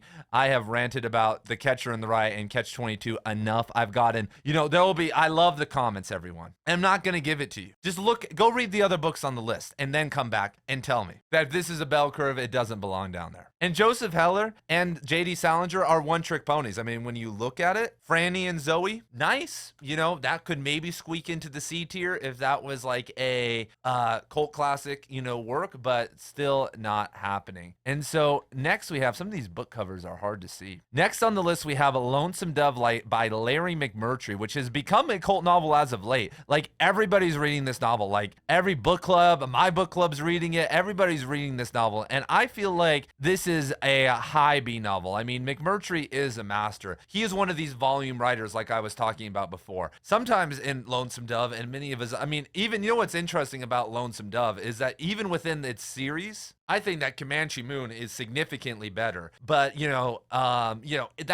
got the TV show. It's had the resurgence. It's an easy read. I'm reading it to my daughter right now. I'm reading it with my wife. Like, it's a fun read. There's different appealable characters. And it's a classic Western. It's the inspiration for, I shouldn't say it's the inspiration. It is the telling of the tragic stories and what was going on back in the day with these caravans, with these pilgrims, with these, movements from south to the north, from, in this case, and also from east to west. And those are the stories that make America, because we were able to document them. We have the journals, we have the stories, We don't know what the journey from Africa out into the rest of the world was like, right? We don't know what some of these migrations were like, but we do know what it was like for a group of people who had no idea what was going on with, Indians and people that didn't want them to be there, attacking them, what that was like with wolves and bears and bison and, everything else that's now extinct, and, environments that aren't just dry and on fire. Everything, it's so American, you guys. And McMurtry, I would say, captures it better than anybody. I haven't read too many Pilgrim Tales now that I'm thinking about it. at some level, books like East of Eden, True Grit, Blood Meridian have elements of migration within them, but Lonesome Dove, though, a beautifully written novel that really has a lot of moral lessons in it, has a lot of weight in it, and that's why it has to be so high, and that's why I think people are returning to it.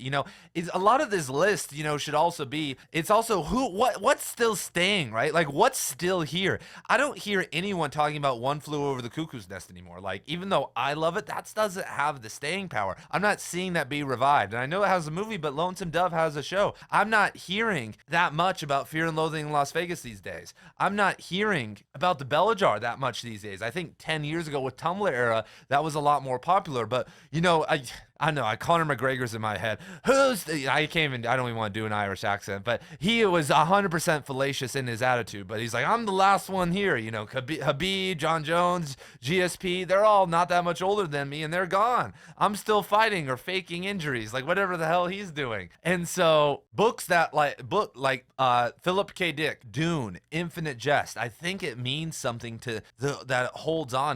Through my studies of classic literature, like in Russian literature, go watch my ranking Russian literature video. There are novels on there that reach the A and the S tier, but no one reads them. Like, 10,000 people on Goodreads have rated them, and they're masterpieces, in my opinion. Some of the greatest novels, if they were on this list, they'd be super high on this list. However, I should do that. I should do like the ultimate 1,000 novel, or like do weird rankings, like 90s fiction versus a certain era, the silver era of Russian, I think silver era, of Russian literature. But that wouldn't do well, sadly for BookTube. That would get 1,000 views. I do have a second channel that I do want to do everything I know that won't work, that just for fun though, just for the education of the people. But there's all these novels, but for whatever reason, when you read them, you could tell why though. You could tell why Dostoevsky and Tolstoy and Pushkin and some of these other people broke through over time, over centuries, and others didn't. There's certain elements to work. This is why, where's The Wasteland? Why is Walt Whitman still flying, still singing? Where's all the neo-formalism? Where's Victorian poetry? Nowhere to be found. Over on Substack, no one except the fake neo-formalists in Paris that write stuff that nobody reads and that has been written a million other times all throughout history in the same horse and buggy meter. Yeah, they'll talk about it. Everyone else, it's not that we're dumb enough. It's just that there's so much better stuff out there. Not even from this era. I'm talking about Chinese poetry.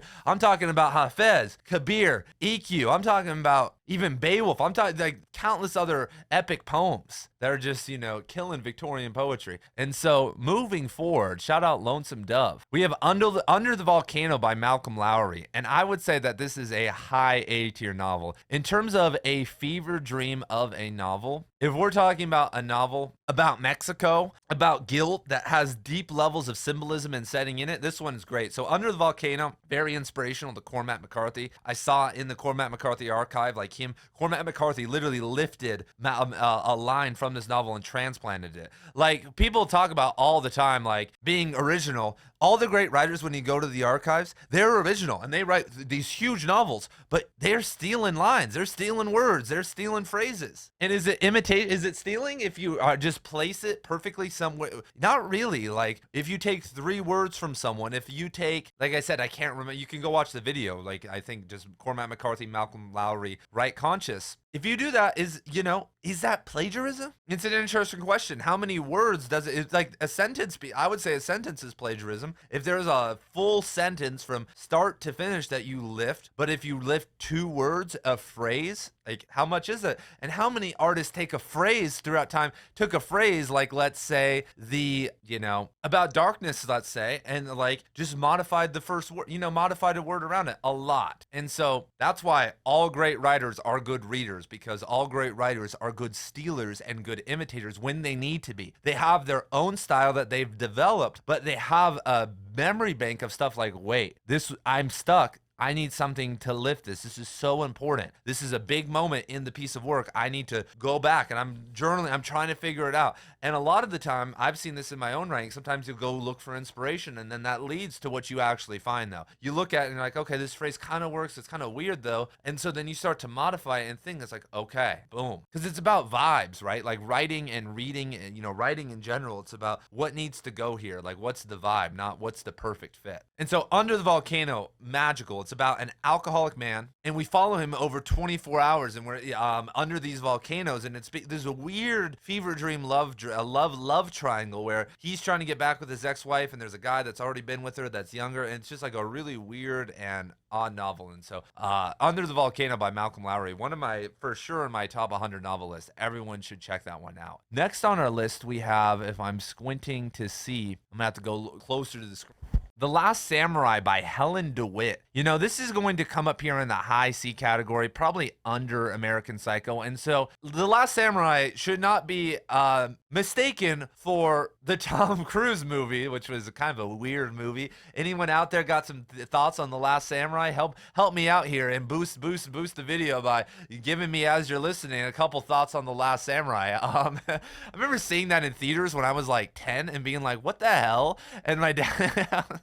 So it's just kind of an odd concept, and it has, what's that guy's name? Ken Watanabe, was that his name? The guy, Ra's al Ghul in Christopher Nolan in Batman Begins, and the guy that was in the recent Tokyo Vice remake. That was kind of odd too. Give me your takes on the recent Tokyo Vice too. But I didn't finish that one. Surprisingly, my wife and I think, watched the first 2 seasons. And so this novel is great because it's almost like something we would do as lit bros. And the reason I'm mentioning film, because the novel's about a single mother who basically programs her son with Kurosawa's The Seven Samurai. So she's a single mother and she hates his father. She wants to like separate him as much as she can from his legacy and like from who he was, which is tragic. You know, I have a friend who struggles a lot in his life because his parents got divorced and his dad like died when he was super young. And, you know, people's, you know, dad dying when you're young is really hard. And, you know, he's resolved a lot of it, but he had a very, you know, he would say so, like this is him, like a tumultuous kind of upbringing in early adolescence and into his early 20s because he was, you know, searching, and his mother like didn't talk about him because he cheated on his mom and she was resentful. She wouldn't tell him anything about his dad. And so he had to like get it from like random people, and like those people weren't that reliable either. And so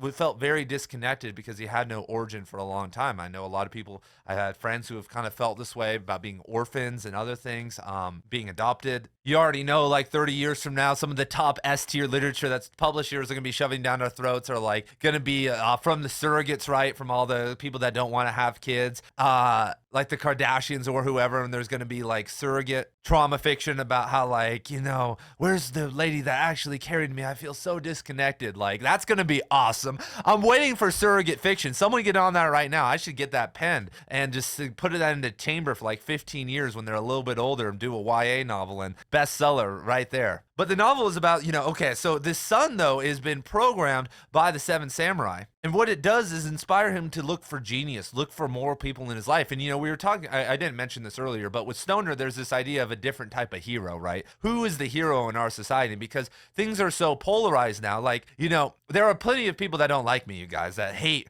right conscious and everything I'm doing. And it should be like, wait, we're in a post-literate world where literature is dying. Like, literally anybody and everybody getting people into real literature, like, thank you. Like, for the love of God, like, please. And I can say that about so many other things, like people that are still, you know, doing these unthankable jobs that are, like, support our society. Not saying that's what I do at all. Like, it's not. But we don't have any hero in society, because even like a firefighter, people hate firefighters and people hate police officers. People hate, it's because, like, damn, yeah, you locked me up for weed, bro. I'm too smart now. Like, dude, what do you mean that you'll lock me up for weed or for mushrooms or for acid? But yeah, I need you. And it's like, wait, I do need you, but what's happening? You're not a hero. And so we have this lack of heroes, and where do you find one? And if you are a young man, right, who doesn't have a father, and even if you do have a father and they are a little bit absentee, they're on their phone a little too much, they're staring off into the distance because they were just jerking off to Alexis Texas or whoever. I gotta go do something, hun. Then what are they? Then where are these people meant to find a hero? And this novel tracks that. This novel tracks this son looking for father figures, him looking through all these different people. And it's a pretty compelling novel. It's pretty nice. It's endearing, and I enjoyed it. I enjoyed teaching it to some of my classes, and so I'm gonna put it here pretty high. It's had a resurgence though. A lot of people like it, and so. Moving forward, we now have The Tunnel by William Gass, and this has made a recent resurgence because it recently was reprinted. And I'm going to throw this here at the top of the B category, because when you hear about The Tunnel, right? So The Tunnel is about a professor who's a history professor, and he wrote a book about Hitler. And so while he decides, okay, I have this book done, I have the history side done, I want to write an introduction. And the introduction is where you kind of give your thoughts, right? Like you give your thoughts in the framing of the book, especially if it's about a sensitive topic. But what he ends up doing is starting to dig a hole in his basement, a literal hole, and going on this basically confession about his fascism, about his like inner weird world. But the problem is, and this is the problem, so I've known, weirdly enough, I've been hearing, now that it's been reprinted and people have had the time to read it, I've heard a lot of complaints online from a bunch of dudes that are like Bronze Age mindset, right? That are like, trying like, the revival of Julius Evola and all these people. And they're like, whatever that kind of line of thinking is, they've heard like, oh my God, there's a deep postmodernist deep dive into some fascist dude's head. I want to see what this is about because maybe it can provide some clarity for me. I want to see how this is. The problem is that there isn't too much on fascism. It's actually just like weird shit about sex and related to women. It's like a very incel-y kind of look on women with a bunch of incoherent stuff and put within this like 800-page novel. And it's one of these things, it's kind of one of these prestige vehicles right now. However, it's much better than a lot of these novels in the B category because it carries that intensity. It carries the taboo. It carries what we aren't allowed to talk about from someone who was a genius, from someone who didn't necessarily believe that, but who spent decades working on this novel and working through those ideas. What we are getting, the ideas that we are getting about fascism are downstream from Evola. They are downstream from all these different people, and they've been put into this flattened discourse with, whoever it is spouting it online. And it's good for entertainment, it's good for shock jocking, but there's not that much depth there. And so the taboo is being broken on the ground level with speaking about these things and saying, oh yeah, we should go take over Mexico or whatever country, we should manifest destiny, these kind of hoorah moments. However, there isn't any depth to all of that. And so being able to see the taboo, which has been restricted in the publishing world for decades now. I mean, when was this, actually explored last? Ezra Pound and the Contos? Like, not very often are these things actually talked about. It's pretty wild stuff, and you can feel it. You can be like, whoa, it's a crazy novel. And so it has problems for sure, but it's still really good. Like, problems, not like the content's whatever. Like, it's like I said, William Gass isn't promoting this, he's like analyzing it, but it's definitely a lot to read. And so yeah, I'm putting it in the high B tier category though, because I think over the next 10 years it's going to be a commonplace. I think it's going to replace Wilhelm Reich's mass psychology of fascism. It's going to be a more literal interpretation and analysis of the fascistic tendencies within psychology in literature, which, like I said, hasn't been explored very well because no one's been willing and no one's been able to do it, and on a technical level, because it's a technical mess. Once you start mixing in the libido and repression and and then you add in like modernity and thinking about and becoming obsessed with this in the modern world where it's somewhat incongruent, these old mindsets, the same could be said about communism, it's like work exactly, then you start to get, and you can see that with these personalities on the left and the right that adopt these things and make it their commonplace, whether it's the fascist, the Rothbard bro, the capitalist realist bro, the Marxist bro, like, oh my God. So speaking of the weird fusion of sex and death and technology and all this, we have J.G. Ballard's Crash, and I'm going to throw this on a pretty high B. I think that J.G. Ballard is for sure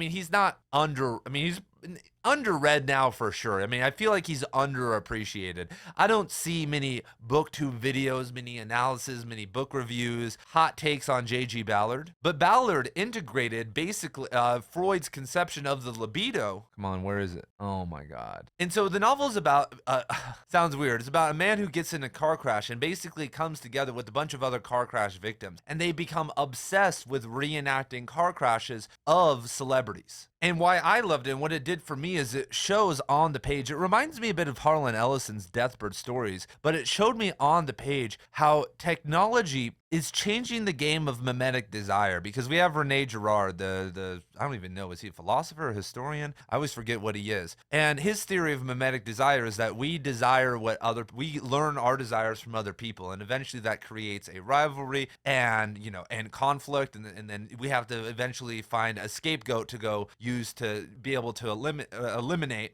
so that we can actually live with each other. And we do this on an interpersonal level, we do this, and then we do this on a societal level. This is why we have high school rivalries and all this other stuff. This is why we have Russia and China and all these, rivals and all this stuff, because we need that to function. However, mimetic desire always, throughout time function on a somewhat linear level. We could see within culture, that's what's interesting about Girard's work, is that it's linear, it's historical. It's such a strong theory because you can see it. But when technology starts to come into play, and cars and this type of stuff, not even digital technology, it rewires all of it because it makes it non-linear, because crashes start to happen suddenly. Sex, death, life, the machine, celebrities, worship, God, all of these things, all of these desires start coming together. They start crashing. Everything becomes imploded. And within that world, what does that look like? And the novel is almost a parable to all of that, about how, through the worship of these advertisements and these death scenes of how these celebrities died in car crashes and trying to retry them, we start to care more about the images and the desiring of the image. What did the crash look like than the actual experience itself? And so I need to do a whole ass video on this, some of these concepts from Ballard. I need to, probably in a top 10 video, I'll hit this one soon, and we'll do a full analysis of the novel and what's going on in it. But so good. Next up, we have Confessions of a Mask by Yukio Mishima, which I'm going to throw even higher, probably at the height of the B category. And so for a young, this might be one of the best debut novels, from an author ever. And as I was talking about earlier, sometimes there are these one-hit wonder authors who just come out swinging because they have all of this trauma built up. They have an entire life, and they just can unleash kind of this autobiographical element of themselves,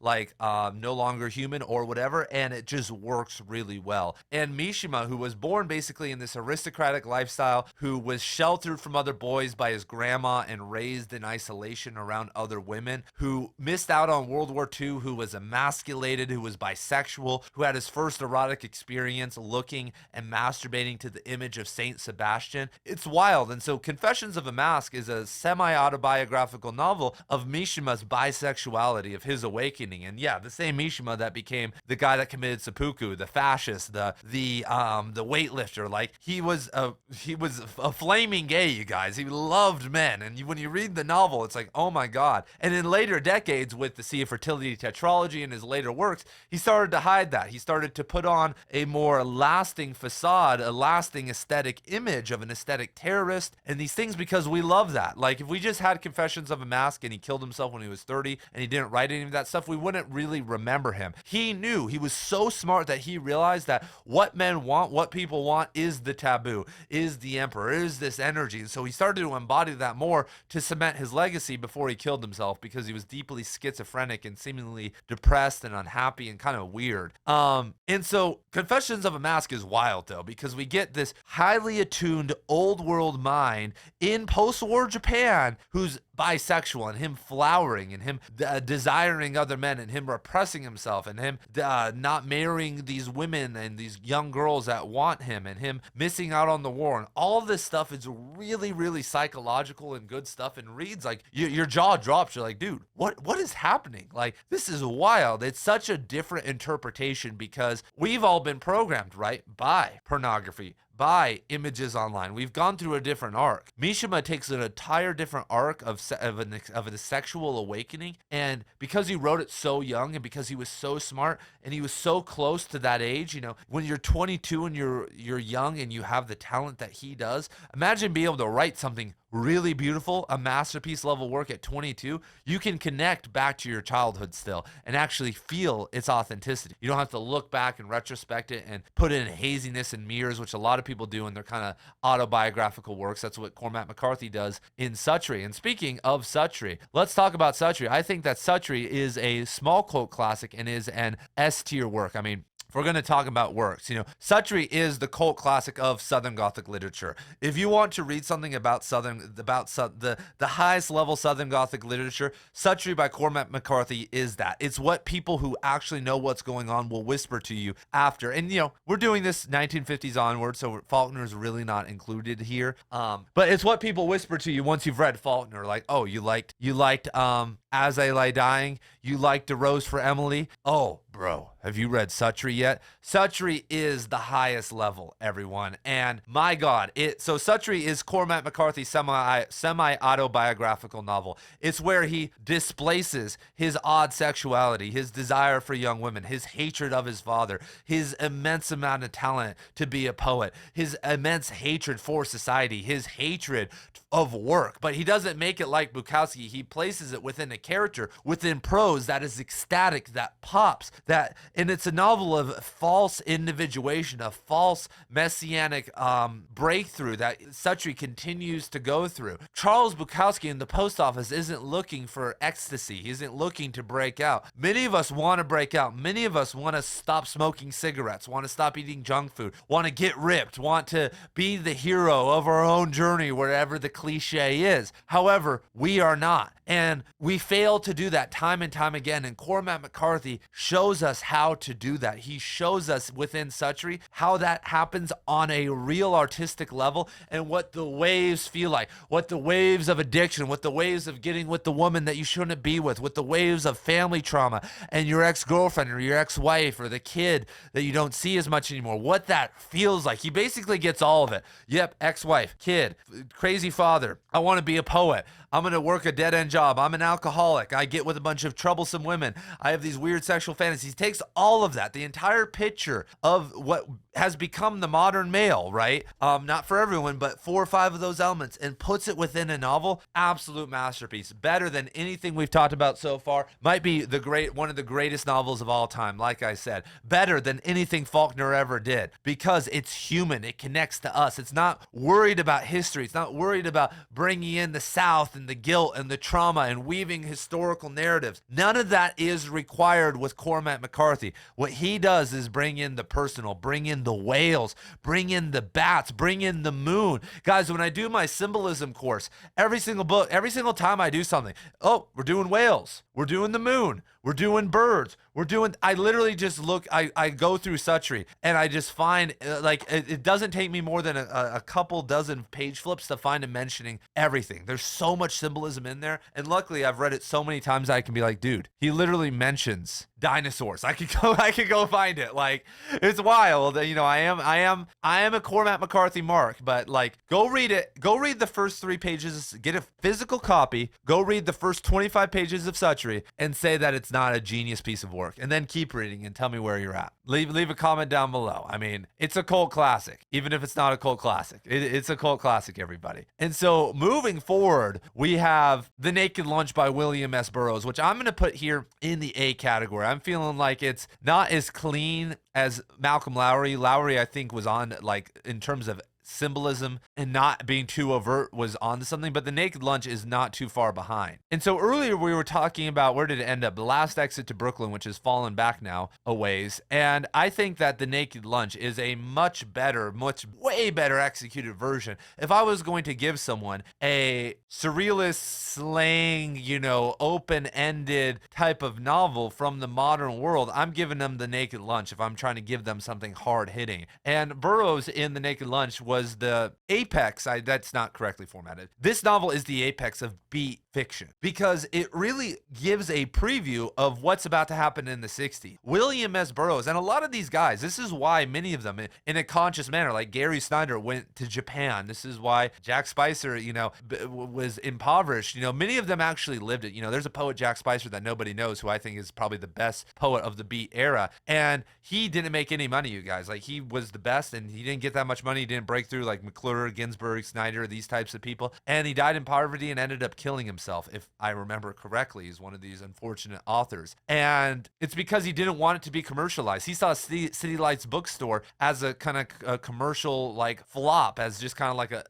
why are we doing this? And he suffered because of it. But many of these dudes were real. And William S. Burroughs in The Naked Lunch, one of the main themes that always stuck with me when I read it was that he saw that that our dependence on drugs was beginning, that the war on drugs, not the criminal version, but the war done upon us, was starting in the 1950s. And it connected to our newfound dependence on the government, that many of us think we think we need the police, think we need this, think we need that to be able to exist. But all throughout time, people existed without that. And yes, there was problems. Yes, there was violence. Yes, there was that. But we had the opportunity during the late 19th century and early 20th century to educate the world and raise the baseline across the Western world to a point where we could have become autonomous from all these structures. But instead, we were led into these world wars to break everything up, to create the nation state, to create the surveillance state, to create the military industrial complex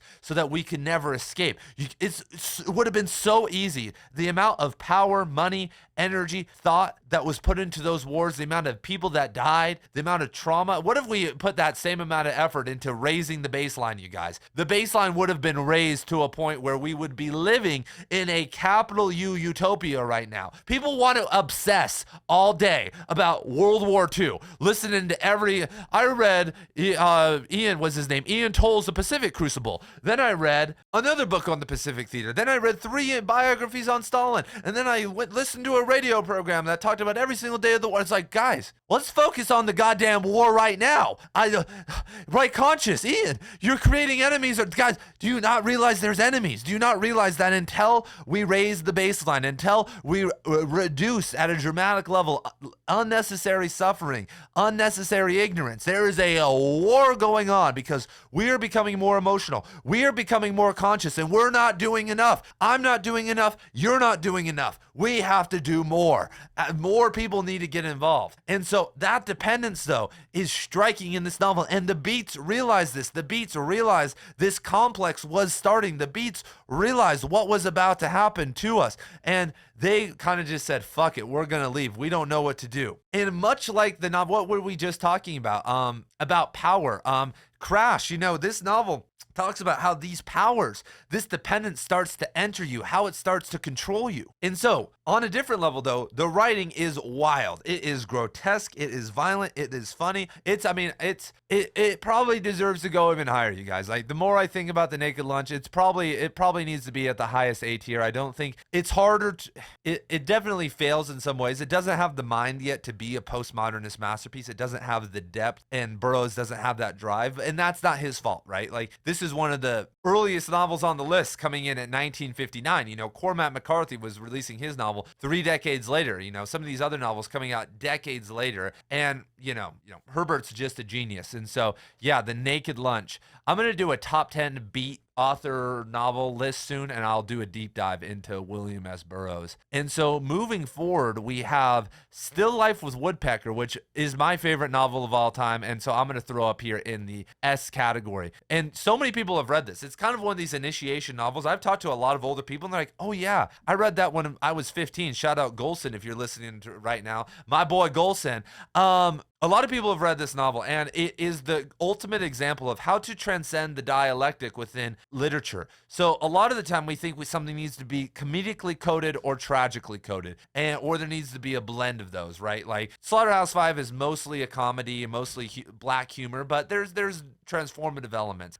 Shakespeare has comedies and tragedies. We separate our minds into these categories. We have Mark Twain, and then we have Charles Dickens. We have these categories within our brain, and they ultimately somewhat exist with a lot of these novels too. That most every novel on this list is ultimately tragic. However, Still Life with Woodpecker transcends all of that. It's about an arsonist, a terrorist named Woodpecker, who falls in love with a Pacific Northwest ex-princess from a nation state that was overthrown by communism named Lei Cherie, and they fall in love with each other. And it's a wild love story that has almost everything you need in it. It literally teaches you about how to obtain single vision, how to obtain the shamanic vision. What Rilke says changed his life in the archaic torso of Apollo. It's a meditation on spirituality. It talks about, speaking of which, it was, I think, written in the 1960s. I mean, a barn burner of a novel that I think in terms of I can give that novel. I've given that novel to hundreds of people, and everyone who genuinely tried to read it loved it. It's a novel that, like I said, has staying power, and because of me is going to continue to stay. I'm going to interview a somewhat famous podcaster, a top 5 famous history podcaster. Don't want to reveal the secret yet soon. And this is his favorite novel also. And so he's always talking about it. I'm always talking about it. If you don't believe me, go read it. Go read it. Tell me I'm wrong. Tell me it's not a novel that is across the board wonderful. And so moving forward, next we have The Master and Margarita. And I'm going to throw this in the A tier, probably behind Philip K. Dick. And so we actually read this in June in the Right Conscious Book Club. We had a wild month. We read Gravity's Rainbow, Suttree, and The Master and Margarita. Like, it was a lot. Not going to do that again. But I was like, oh my God, it's summer. Let's read. Let's keep the energy up. But on my recent rereading, it really is a genius novel. It's you guys have heard me talk about it before. I've mentioned it dozens of times. But what I learned in the recent rereading is and my boy Gage, Dorian Gage, shout out to him, great member of the Right Conscious Substack, genius thinker, won't dox where he's from, but awesome dude. He came in and gave me some great theories on how, I'm not even going to pronounce this dude's last name. I always mess it up. How the use of eyes and colors are used within the novel, and how it's actually an alchemical novel. Because Bulgakov, if I'm saying that's slightly off, Bulgakov was an occultist in the early 20th century. He was studying a lot of this different stuff and was slyly integrating a lot of it. And so that level of layering wasn't shown to me on the first reading, but then hearing some of Dorian's thoughts, it was really good stuff. And that's what we do over in the Right Conscious Book Club. There are little savants over there, you guys. There are guys out there that are thinking differently, that are like really on fire. Like I remember, like I wish when I was young in my 20s and was reading stuff and researching, some of those interpretations were put down. I now have a more nuanced. How nuanced is it, Ian? But a little bit more grounded interpretation that does fly off the rails sometimes, but that can limit me at times, right? And so definitely a masterclass novel, probably one of the best Russian novels written, and has recently gotten a huge cult following. And so next on our list, we have The Recognitions by William Gaddis, which I'm going to throw in here right above The Tunnel. And this might be coming out in 1955, one of the earlier novels on the list that once again was tapping into a lot of the ideas we are talking about. And it plays with this really interesting idea of there's this forger of artistic works but what's wild is that he sells these works, he's doing all this stuff, but he feels like he's putting more effort into the works than the original artist. And it creates this huge question of authenticity and where does art lie? And in this world of simulacra that we are now being sucked into, and it's basically spun into a Baudrillardian, a hyper reality, what does authenticity mean? What does the source mean? Now that AI is spinning everything and has been given access to every single novel ever written and been trained on it, what is authentic anymore? And even if you don't use AI to write, well, the company that you send your novel to be published by will use it to analyze it. And if they don't do that, if they actually read the slush pile or read what your agent will give them,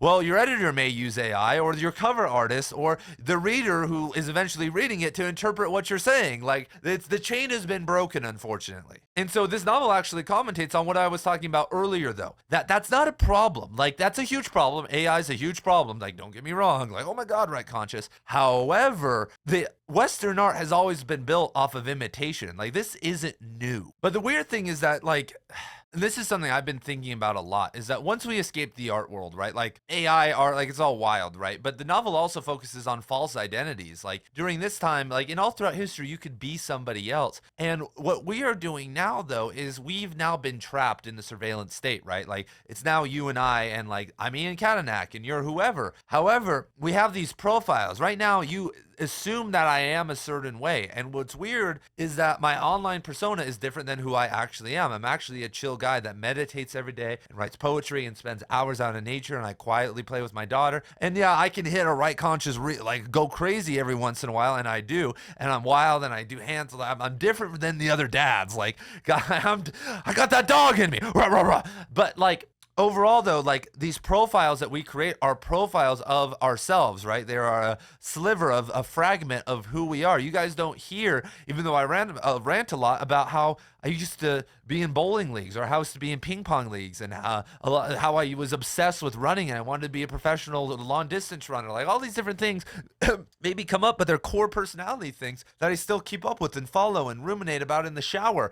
All these things. And so all of us have been manufactured. All of us have been broken, even if you don't have social media. Our economy, our fiat economy is manufactured. And so the pursuit of purity is now lost. And how we deal with this is what the recognitions really is about. How do we deal with this loss of purity, the idealism that we can't hold on to? We can't be a knight errant. We can't be a hero. We can't be anything anymore. We can't be, because of social media, we can't look perfect. Even if you were, back in the day, if you were a handsome motherfucker in your town, like, doesn't matter, because there's some alpha male online that's looks maxed and like is now showing up in your town for just a night and he took your girl. Like, whatever it is, it's still true. And even if he didn't physically take her, he's taken her mind off of social media. And the same with us, or the male gaze. Like, it's endless. And so the novel really talks about like the frauds we construct in ourselves and out in the world. And so, yeah, really good stuff. If you're interested, like, way ahead of its time, and definitely has gotten a big resurgence as of lately. And so next on the list, we have Hyperion, which definitely has a cult following. And like, I don't want to do too much science fiction or fantasy, but just the novels that generally that were written recently that are definitely literary and have broken through the literary world. And so I'm going to throw Hyperion up here in the higher B category for sure. I mean, as you guys maybe know, I love the Hyperion series. However, it does have problems. The first novel is really good, but when you tell a Chaucerian story in the first novel and then have to break it into, So the novel is about a bunch of pilgrims in a scientific future who are going to this planet to confront the Strike, the craziest villain in the history of literature, this being that can appear different places in warp time, and the stories are wild. I mean, if you like science fiction at all, you've probably read this. If not, go read it right now. It's the novel you need to read. However, in the second and third and fourth novel, fourth novel definitely struggles at times. And it does kind of move away from that original magic. And if I remember correctly, Dan Simmons, shout out to him, died recently. Rest in peace, my brother. Thank you for everything you've done for me and everybody else. He wrote this because he needed money. He just did this as a cash grab. And then he basically got stuck with it because, like, oh shit,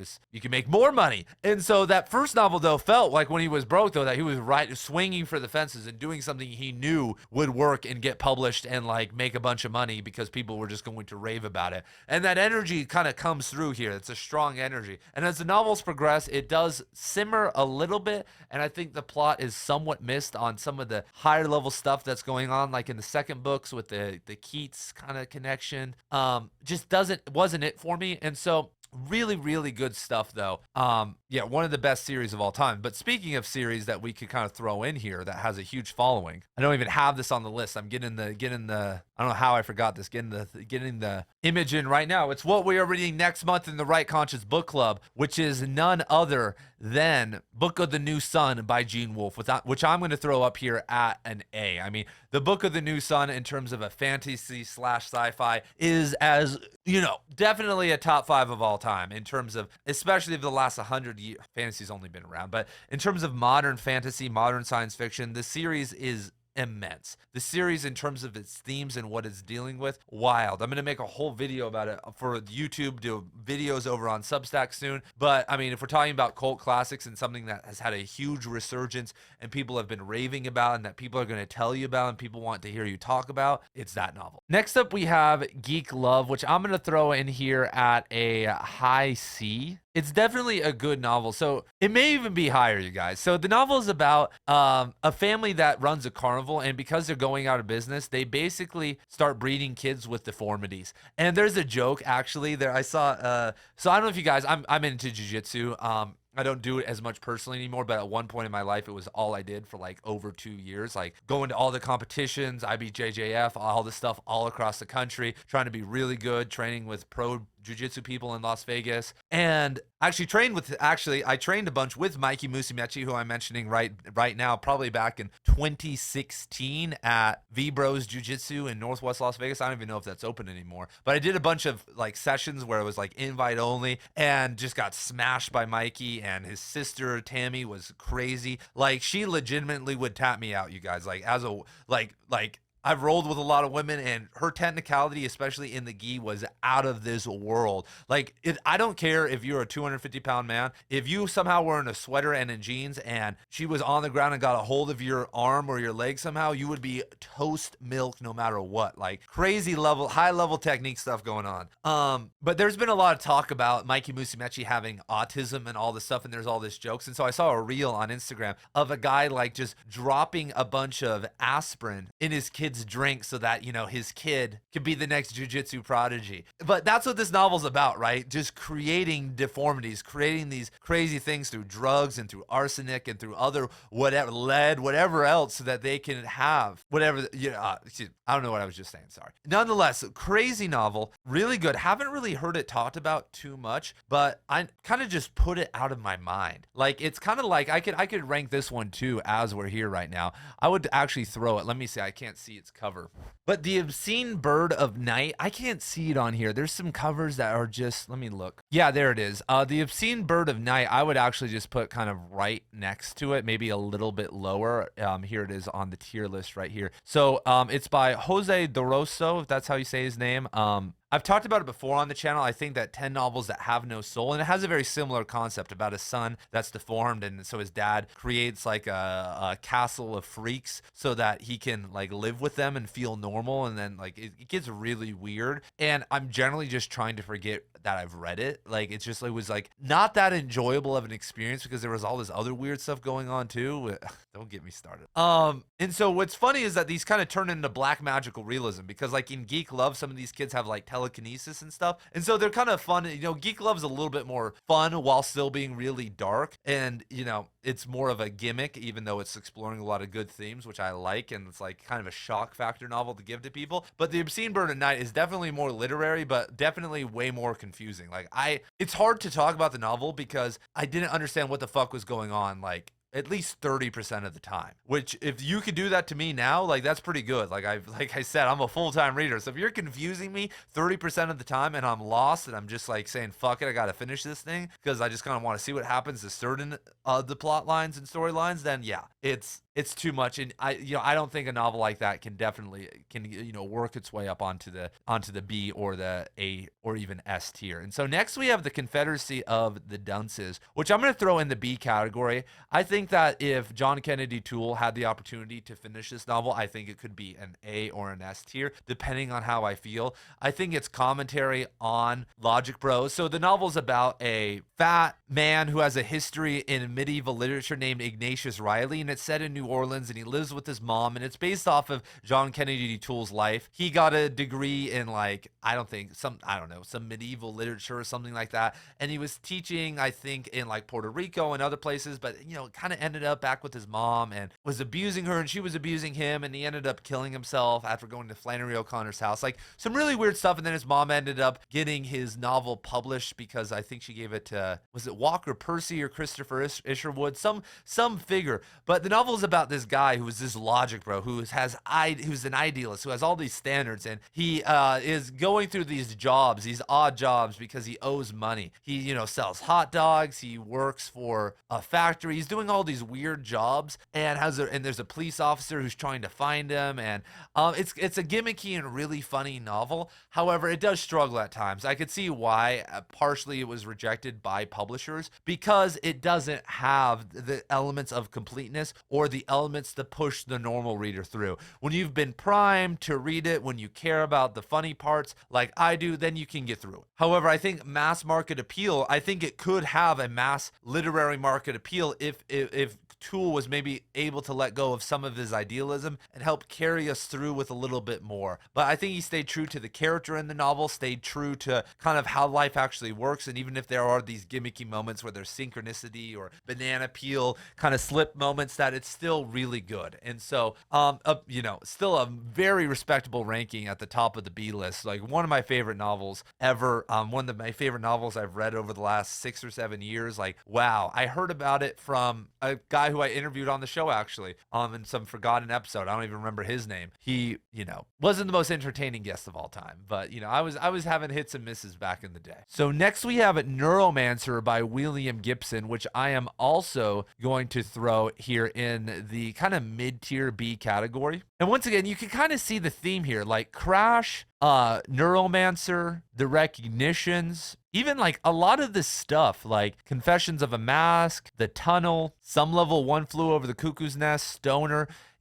I'm seeing a trend that novels that focus on identity and what happens to humans when technology and power affects them are really good, and they're very interesting because they give us a lot of conscientiousness about what's happening in the world, right? And what's happening to ourselves and how we're being affected. But a lot of the authors, I think, that are smart enough to do that are pulpy writers. A lot of these authors are pulpy authors, or they're like kind of like sit down and write a novel for 10 years, like a Gass or a Bolaño or John Kennedy Toole. They don't stylistically erupt as much as they need to, in my opinion. Even though they're great novels, they don't have that it factor that a Philip K. Dick, that a Malcolm Lowry, that a Gene Wolfe, that a Thomas Pynchon, that a Cormac McCarthy. Like, these authors have that it factor that separates them, and they still talk about identity. Every single novel in the A and S tier, if we look, you guys, talks about power dynamics and identity, like all of them. But it's done in a cleaner way. It's done with a less overt emphasis. Plus, there's other elements in there that speak to us more clearly, like,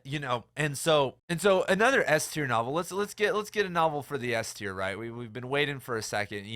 Obviously I'm going to put, in terms of a cult classic novel, probably Suttree near the top, or sorry, Gravity's Rainbow at the top. Sorry, you guys can't see that up there. Gravity's Rainbow, obviously one of my favorite novels of all time, probably objectively one of the greatest novels written in the 20th century. Like, you just can't deny it, what Pynchon was able to do. I just, like I said, you can hear me talk about Thomas Pynchon in countless other videos. It's leagues above, like I said, that 80-20 principle, those extra fine details, that extra mastery. I think Thomas Pynchon has that more than anybody else. Even if he's hard to read, if you can understand him, it's going to be a reread. Suttree, Infinite Jest, Gravity's Rainbow, even Dune, Not Still Life with Woodpecker, all those S tier novels require a reread. They're so layered and so dense and so beautiful that, like, should they be S tiers if they require a reread? I think so, because they're so good. When you see a movie you really like, you want to go see it again, right? But the problem is you can sit and watch a movie in 3 hours, and that passively, but to reread Gravity's Rainbow or Infinite Jest means you're going to be sitting there for 30 hours actively, like, oh my God, you got the companion book, you got the Right Conscious Guide up, but that's where it's more rewarding. You have to put in the work, and by putting in the work, you become better. And so that's where literature separates itself from film, in my opinion. And so next we have We've Always Lived in the Castle by Shirley Jackson. I'm going to put this probably, I talked about this one in my literary horror video. I'm going to put this probably in the high C probably low B category, I feel like. This Shirley Jackson is a much better author than Donna Tartt or Bret Easton Ellis. I mean, I would think that she's even better than Octavia Butler, and it's probably right here below Stoner. I talked about this one in my recent top 10 literary horror novels video, so go check out Shirley Jackson. I love Shirley Jackson, but doesn't have, I think maybe we could put, for cult novels, we could probably put, I won't go get him, but like Thomas Ligotti, even though he just writes short stories, in terms of a cult following, if we want to talk about something in that genre that's more of an A tier, I would say that Thomas Ligotti definitely is much better as a kind of cult author. Moving forward, we have Umberto Eco's Foucault's Pendulum, which I have also talked about a lot on the channel.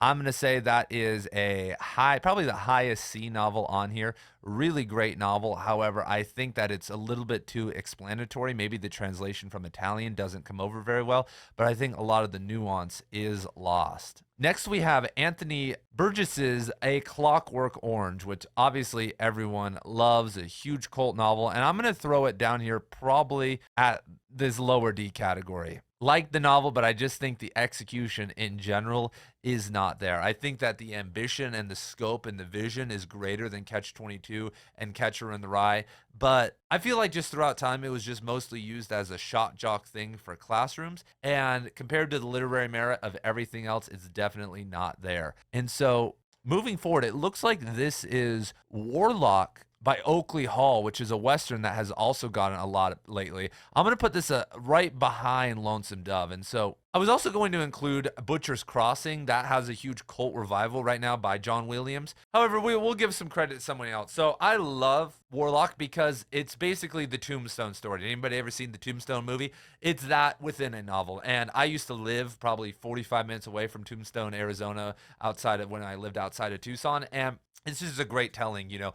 Oakley Hall is an absolutely great writer. And I don't think it has as many moral or life lessons as Lonesome Dove, even though I think they are there. However, I do think that in terms of action, in terms of writing, it's better than Lonesome Dove. I think Oakley Hall is, you know, he killed the novel. And so next up on our list, we have John Fowles the Magus, which I'm going to throw probably in the mid-tier C category. I feel like this is somewhat of a gimmick novel, even though I think it's very well executed. It's you know, just the classic entrapment novel, psychological horror, elements of occultism, but doesn't really raise itself up to the standard. I think it's just a thrill. It's a novel you give to someone like, hey, this is kind of a fun mind blower, but then it's also literary still at the same time, kind of functioning between those worlds. You know, kind of the novel kind of reminds me of maybe of what like Hermann Hesse would do if he was a couple decades older, right? Like born a couple decades later in a different time and was able to write in the 1960s, you know, 1970s or whatever. And so moving forward, we have a couple left, and I'm looking at these covers and I haven't got them because I keep having to stand up. So next we have a Nightwood by Juna Barnes, which I'm going to throw here in the, you know, probably in this mid-tier B category. And so this is a big novel in like cult classics for queer people. And so this novel is basically about the descent into madness of a lesbian woman who, you know, is forced by society to be not I don't want to say forced, but she falls into these roles in society as a mom, as a wife. However, she basically has that dog still in her. She has that Nietzschean mentality. She has a more neo-decadent mentality. And it's for sure, I would probably say, I should do a video on the top neo-decadent novels of all time over on the second channel. It's a neo-decadent classic. I mean, its ability to use beautiful poetic language. Like, guys, the writing is insane. You know, the neo-decadent movement, and, you know, there's still neo-decadents today. They have usually a very strong grasp of language and can pair that with, you know, good takedown commentary, and then add in, like, you know, weird subversive sexual elements to things or whatever it is, and critique, which kind of end up on this big critique of society. It's a pretty strong mindset. It's one that I think that just is kind of another aesthetic nihilistic kind of trap. However, really powerful stuff. And so another cult book that maybe is, I know a lot of people, this is for sure a cult book, is Wittgenstein's Mistress by David Markson. You can't even see any name on here, which I'm going to throw up here in the kind of this mid-tier B category. I've talked about, go watch my top 10 postmodernist novels video, but the novel's about a woman named Kate who feels like she's the only woman left in the world. And we really don't know, or really don't figure out. It's a postmodernist novel. There's no cliche ending. Spoiler, like, oh, there's no cliche, like, oh yeah, I'm really in a mental institute, or it's like, you know, something dumb. And so the entire time we have this lady who thinks she's the only person left in the world. And so she just is going on like stream of consciousness rants in her head about like Brahms and like like Wittgenstein, obviously, and just like random people throughout history. And it's a very weird novel, but it's also really good because when it gets compelling, it's beautiful writing. David Foster Wallace, earlier I was talking about him, maybe I wasn't in this video, but you know, David Foster Wallace turned me on to so many different authors, and so this was one of them. Next up we have Train Spotting by Irvine Welsh, which I will throw here in the high C category, and I would throw Roadside Picnic here in the low B, probably mid-tier, no, probably low B probably higher C category, actually, now that I'm thinking about it. In the bell curve, this list is now huge. Look at this. We have so many different books, but for everybody that is just popping in to the end of the video to see the rankings, they're not going to have any idea what's going on. We'll just do this for them so they have no idea. And to close things out, because I think we're at 50 or a little bit over 50. And so Boombada Connect, we are going to end it there. I want to thank each and every one of you guys for the support. I know I've ranked some of these before, but there were probably 15 plus novels that we've never ranked before. I've never ranked, Neuromancer or Crash or The Naked Lunch or The Under the Volcano. A lot of these novels I've never talked about before, and I'm probably not going to do a big ranking novel with this many again for a while unless it's much more nuanced. And so just wanted to give you guys a different perspective. This is really a list on like what you want to give people, like to really get into literature, what we know actually works. And I feel like everything from the B tier up, it will definitely work, and you just have to figure out what type of person. You don't give Lonesome Dove to your 17-year-old niece that is into pop culture. You would probably give her Parable of the Sower. You don't, or John William Stoner or something like that, or we've always lived in the castle, or On the Road. You don't give Confessions of a Mask to your Republican friend that anytime you mention anything, he says, I hate Pride Month, or whatever it is, right? Like, you just be conscious and you can become a really good book recommender. And so thank you guys for the support. If you guys want to support me, leave a comment, leave a like, subscribe to the channel, go subscribe to me over on Substack. I love each and every one of you, and I will see you guys very soon in the next video.